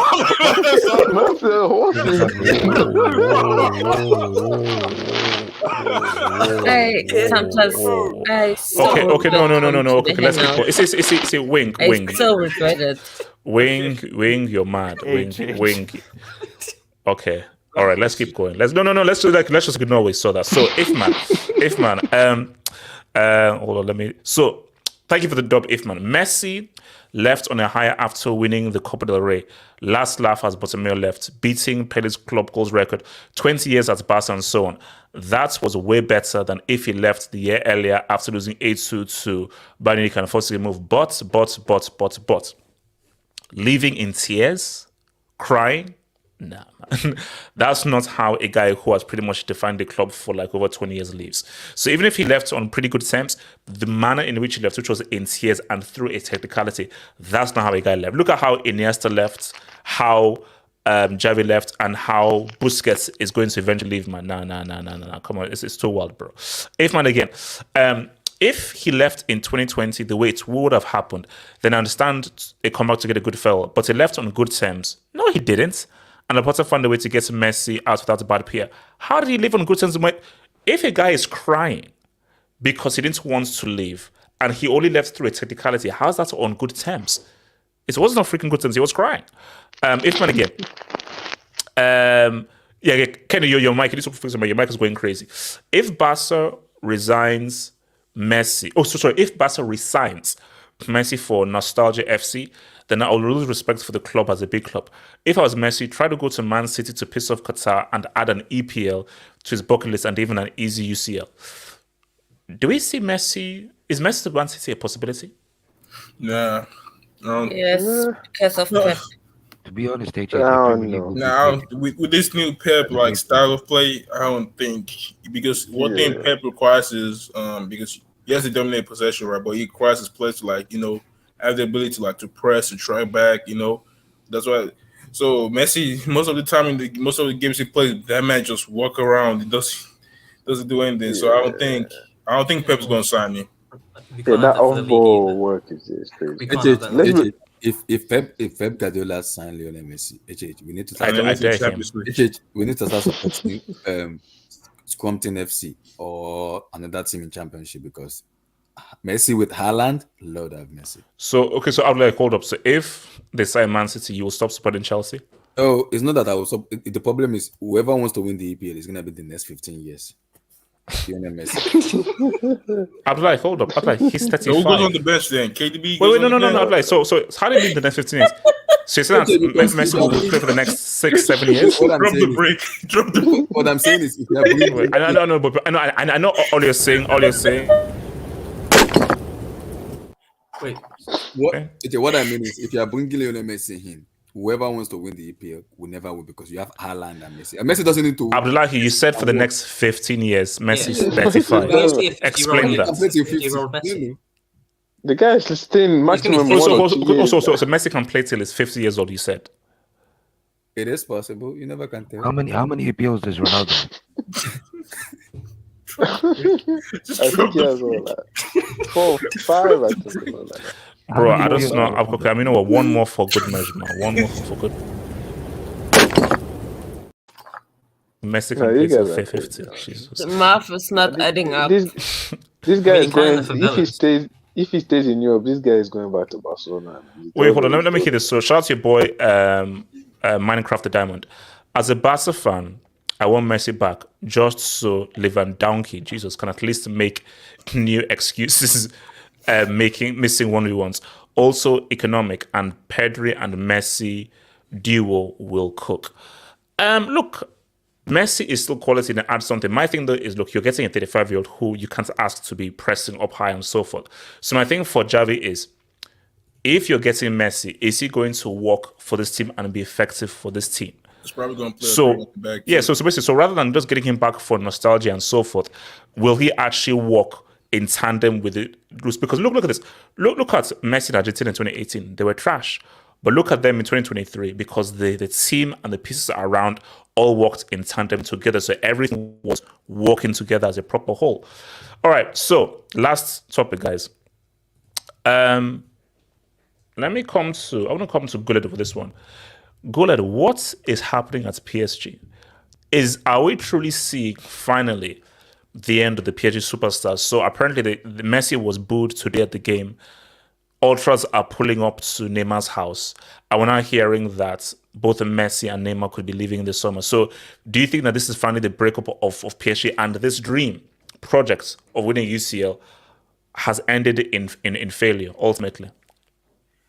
If Todd Boehly needs to learn from anything in terms of football, he needs to look at PSG. Because PSG tried to throw money at football. They tried to look at FIFA and bring in the superstars and say, let's ride. It's not going to work, HH. And the funny thing is he's given them lucrative deals. Power, like Mbappe, for example, even though he's not part of this, how can you give a 22-year-old this much power? Just so that you can prove a point and you have 3 stars or so-called mega stars in your team. And also it was trying to flex against Real Madrid, which didn't really work because Real went on and won the UCL. So yes.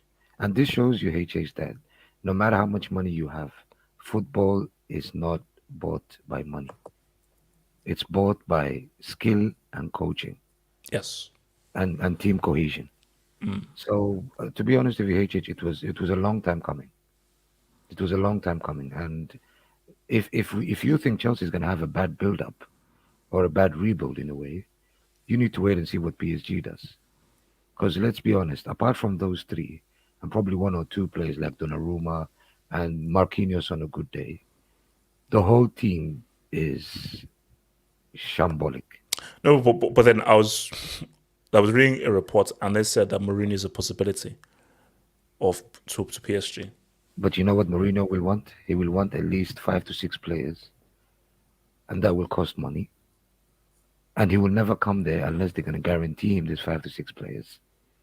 And knowing that these guys are egotistical, thanks to the oil money that their grandfathers have dug up, I don't think it's going to be an easy ride to bring in Mourinho. He learned his lesson from Tottenham and Man United. If you continue. Yeah, sorry. If you don't respect him as a coach and his accomplishments, and I hope that he wins the Europa League, by the way, because it seems as though if it comes to a cup game and it's only a one-off, I would put my money on Mourinho. But if he wins the Europa, nobody is going to stop his ego from growing. So it's going to be a big problem for PSG to actually handle that. I would prefer Zidane to come instead if they're looking for a long-term process. Because Mourinho is not going to come there and say, I'm going to stay here for 3 years and not win anything. It's not going to happen. Artist, what do you say, man? I mean, I think didn't Mourinho actually debunk the clause because in a press conference it was but these are old, you know. Yeah, I know, but I mean it would be very. I mean, to be honest, like if Neymar and Messi go, they've basically got a sizable chunk out of their wage bill off their shoulders anyway. So if anything, they'll actually be able to sign more players freely because I don't know how much Neymar is on, and then Mbappe obviously is coming towards the end of his tenure as well. So it'll probably be a rebuild. In terms of personality, like at least Mourinho is the type of personality that he is bigger than the club, and or projects that he's bigger than the club anyway. So long as the ownership don't impede that actually might be in a sense good for the players, potentially. Outside of that, I guess Nagelsmann, because he's not now, obviously that's fallen through to Chelsea, so maybe PSG might go for Nagelsmann. That is probably a good shout as well. I don't know. Will Frank? But there's a Nagelsmann profile. Now, it depends what PSG are about, because that's why they went with Gattuso and said that.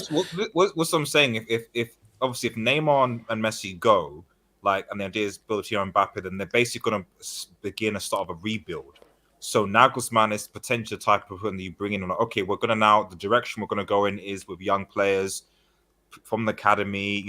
Our scouting is going to be different. We're not the Galactico kind of approach is out. We're going to go down this way. and now because I'm not the type of manager to take to go forward. You know, I don't know whether, like, say Frank, maybe he might need a job or some point. Who knows? I don't know. You know, someone will hire Lampard. Who knows? But I mean, there's RDS. Do you know that? Do you know that meme? You better learn Chinese body. Yeah, you don't even have to learn Chinese. Yeah. Go home. No, but the thing is, go home and never reveal yourself ever again. The thing is, he's clearly got that privilege that I just have a feeling that, like, he will probably get another job. If Lampard gets another top tier job, then I think that there's no point fighting racism anymore. What if Fox gets sacked? What if Fox gets sacked and they rehire Lampard? I have to agree with Red Devil. You have to do something is called white privilege. He will have that white privilege and get a new job because he doesn't have the pull over there in front. No, it's worse. It's white privilege and ex-player tax. That's what. Look. First of all, I don't know how we actually got towards Lampard in this whole discussion because we're not part of it. But my thing is that if Lampard gets another top tier job, then I'm like, oh, this world really is messed up. Like, he can't. Like, you are one of the worst managers in history. Top flight. Like, it's clearly that you are horrible at your job. So if he gets another job again, then I'm like, oh, we truly are living in scary times. Because there are people who have failed far less who can't get a job. And have failed far less. He will. The thing is, maybe he might end up, if he does go, maybe he might end up going to, like, coaching in like a Qatari or Saudi Arabian league, build his credentials there, or at worst, he might be the kind of, maybe Chelsea will have him as that kind of on the reserve manager. Like, if Pochettino fails, we can always rely on Frank Lampard. So he's going to be the new Gus Hiddink, yeah? Mike, thoughts on PSG, please. Thoughts on PSG. Why do we discuss this club? This club is a mess. This is just the Kim Kardashian of football. Eesh. It is. Look at they're every day in the press. Now apparently the ultras are not going to any games until something is sorted out with this club. Oh wow. So obviously they still got a significant lead in Liga. If they didn't, honestly say that they would lose the league this season, but luckily for them, other teams have bottled it. If I'm PSG, you let go of Neymar, you try and transfer him or send him on a loan to somewhere. You let Messi go on a free, which they're gonna do. No, but my thing is, who can afford Neymar and his wages? Though that's the issue. That's the biggest problem. I don't know if it's gonna have to be something where PSG pay half of the wages and then the other club pay half of it, something like that. But if I'm PSG, you just go and you do the same thing as Bayern. You just raid the league that you're in. I think we can all agree that the Ligue 1, they have the best talents in Europe. Yeah, they have very good talents, yes. And they always perform well in Europe and in the Premier League and the highest leagues in the world. So if I'm PSG, you go get Thuram from Nice, you get Lois Openda from Lens, and you just, I mean, obviously I think they're kind of already building it around Mbappe, but you got to really now build it around Mbappe and just try and win something for the next 2 seasons because that's how long he's going to be there for. And then after that, he's gone. Adios. Because this is now the window for PSG. If you can't get your shit sorted out now, they're done as a club. Because then the Qataris, it's now over with the World Cup. They don't have to promote it anymore with the Qatar. So, and also remember, and Mbappe's contract is going to run up, but that is he'll extend. Yeah, wait, is his contract up next summer or is it the 2020? I think it was 2024, wasn't it? 2024. 2025. 2025, okay. Okay, so they got 2 seasons most likely with Mbappe. Now, look, they're going to have to spend more money. And now, who's going to be the manager? Because I don't think Galtier is going to be there anymore because he hasn't done a good enough job. If they get Mourinho, I mean, that is going to be an absolute circus. I mean, if you think it's a circus now, wait till Mourinho gets there. But you need some discipline, though. I mean, because if you're getting a Mourinho, it's a clear statement of like, okay, we want some discipline back in our piece. And I think Mourinho deserves to be back in the big time. Yes, but he's just going to go at it with the board. If he doesn't get what he wants, or if the board disagree with some signings, he'll just say, I'll leave. It's Mourinho. Why? He understands. He's been around football for a very long time. He sees a dysfunctional squad when he sees one. And with PSG, this squad, look at the players they also have on loan. They have the likes of Icardi, Wijnaldum, Paredes, I think Draxler, some other Kurzawa. They have a lot of contracts. Damn, to deal Draxler with. still exists. And he still Xavi exists. So, Simon. no, they don't. They only have a No, buyout no, they clause for sold him. him to Yeah, they PSG. sold him They to sold. PSG. They Yeah, sold him to idiots. PSV. Yeah, they are idiots, Samasi. I know. This is PSG. They had the likes of Maignan, Diaby, and Nkunku, Javi Simmons, and they said, we don't need you guys. This is the problem with PSG. They don't trust in the youth. They try and go for the big names, and it hasn't worked out. So what they need to do is just go in a completely new direction and see if it works, because this superstar mentality and all. Now, I think the fans are really frustrated. Now, obviously, they shouldn't be chanting that sort of stuff at Neymar and Messi or going to Neymar's house. Like, I don't. If I'm at a workplace and somebody disagrees with me, I don't want somebody to come to my house and tell me. That's No. That's crossing the line. That's crossing the line. I don't care how much of an ultra fan you are. That's crossing the line. Leave it. Do everything on the football pitch. How are you coming to my home because you disagree with how I am on the football pitch? No, that's messed up. That's wild. So I can have some understand with the fans, but they understand the club. It's a mess.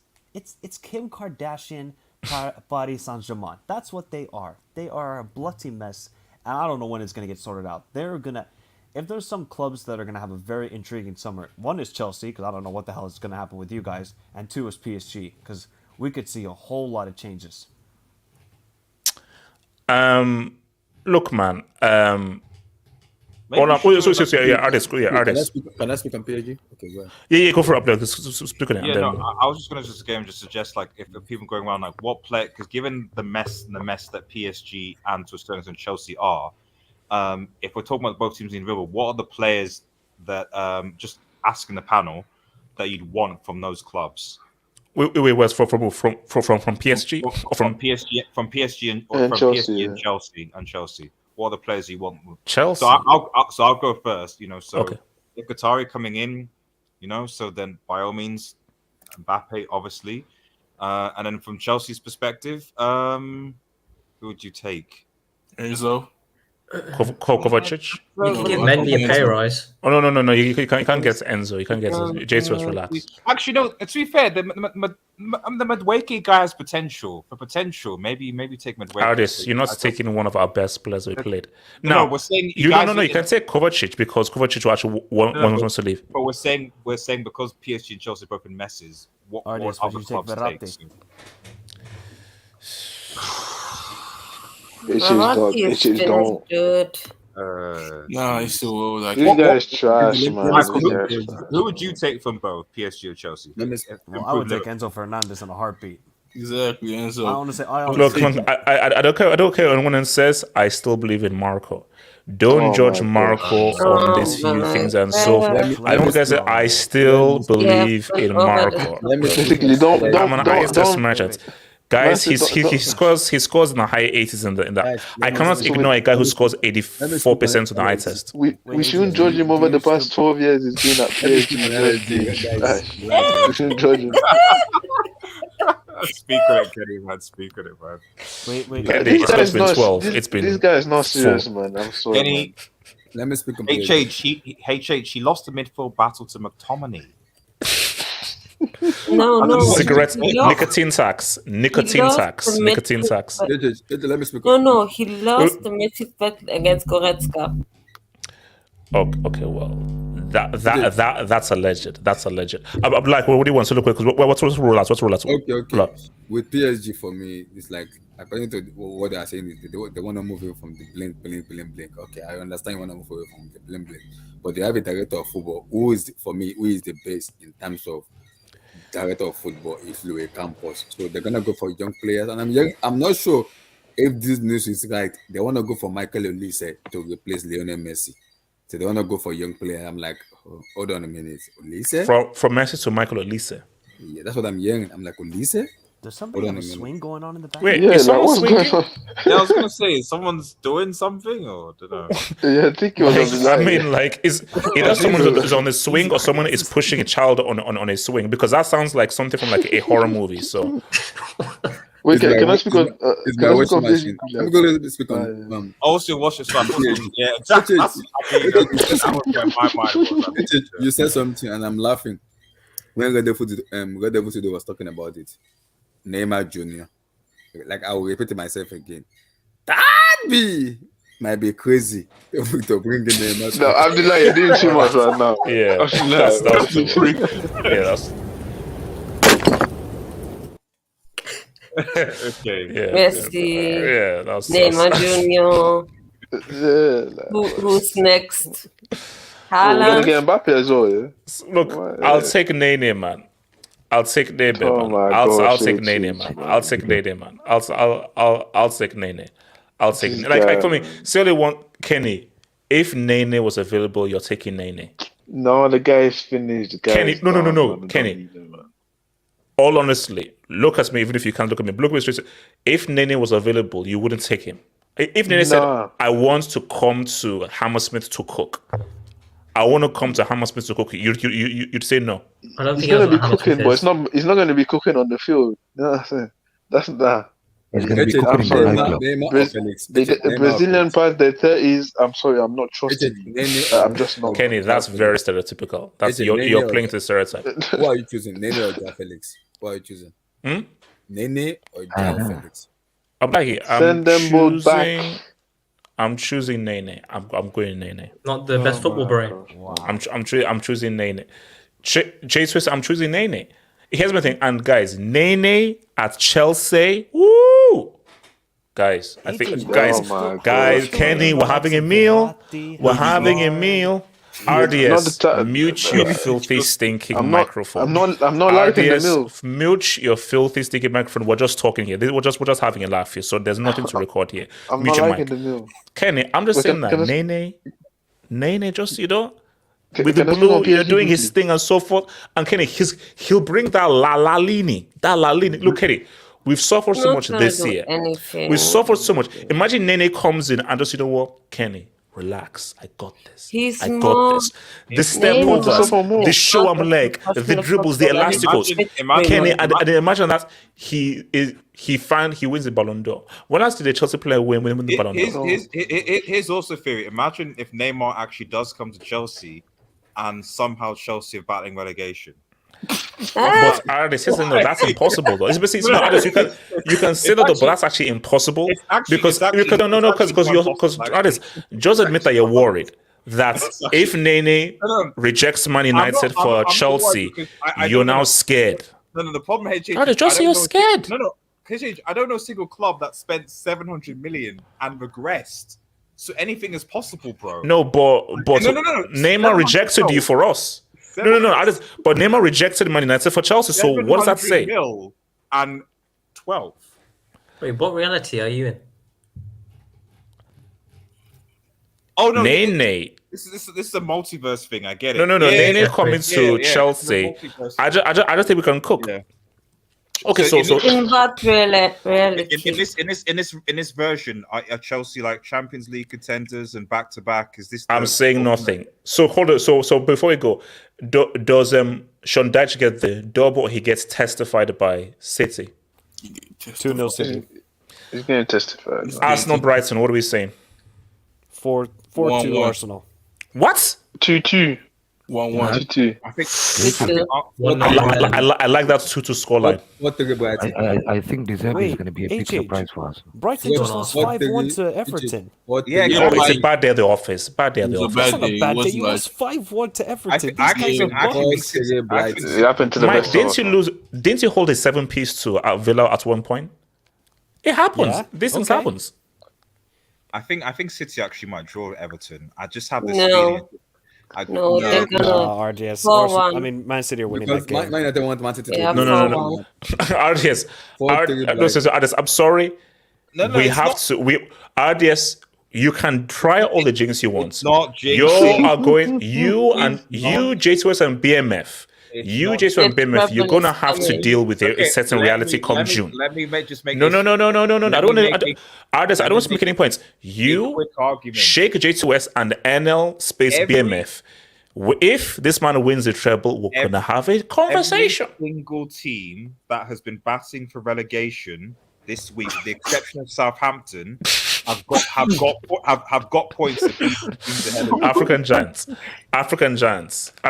We don't land. Hashtag no to Neymar. Hashtag Todd business. Hashtag UTC. I don't know what UTC stands for. And all I'm saying though is I hashtag yes to Nene, no to Neymar, yes to UTC is under Nene. the carpet.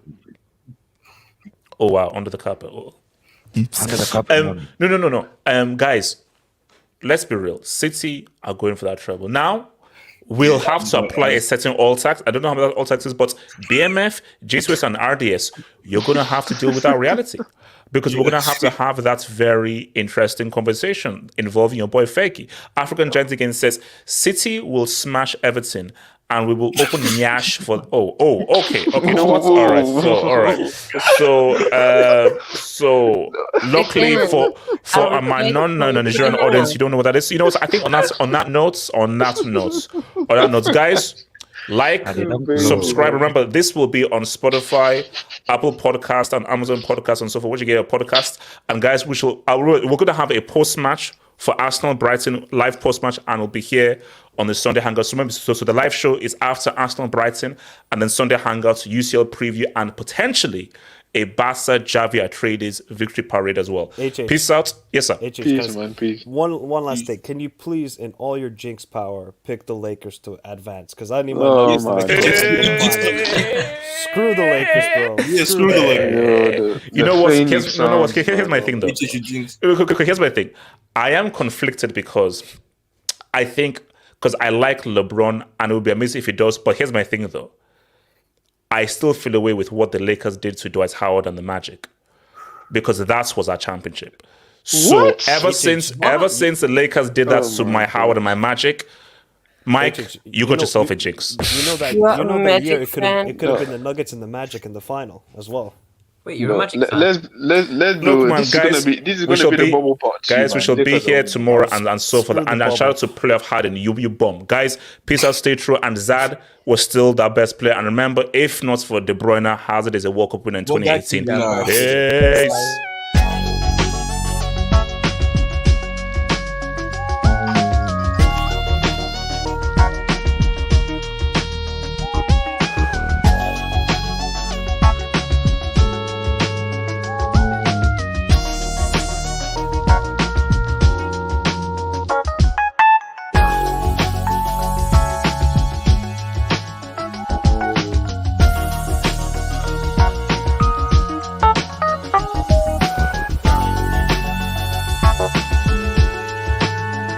Bye.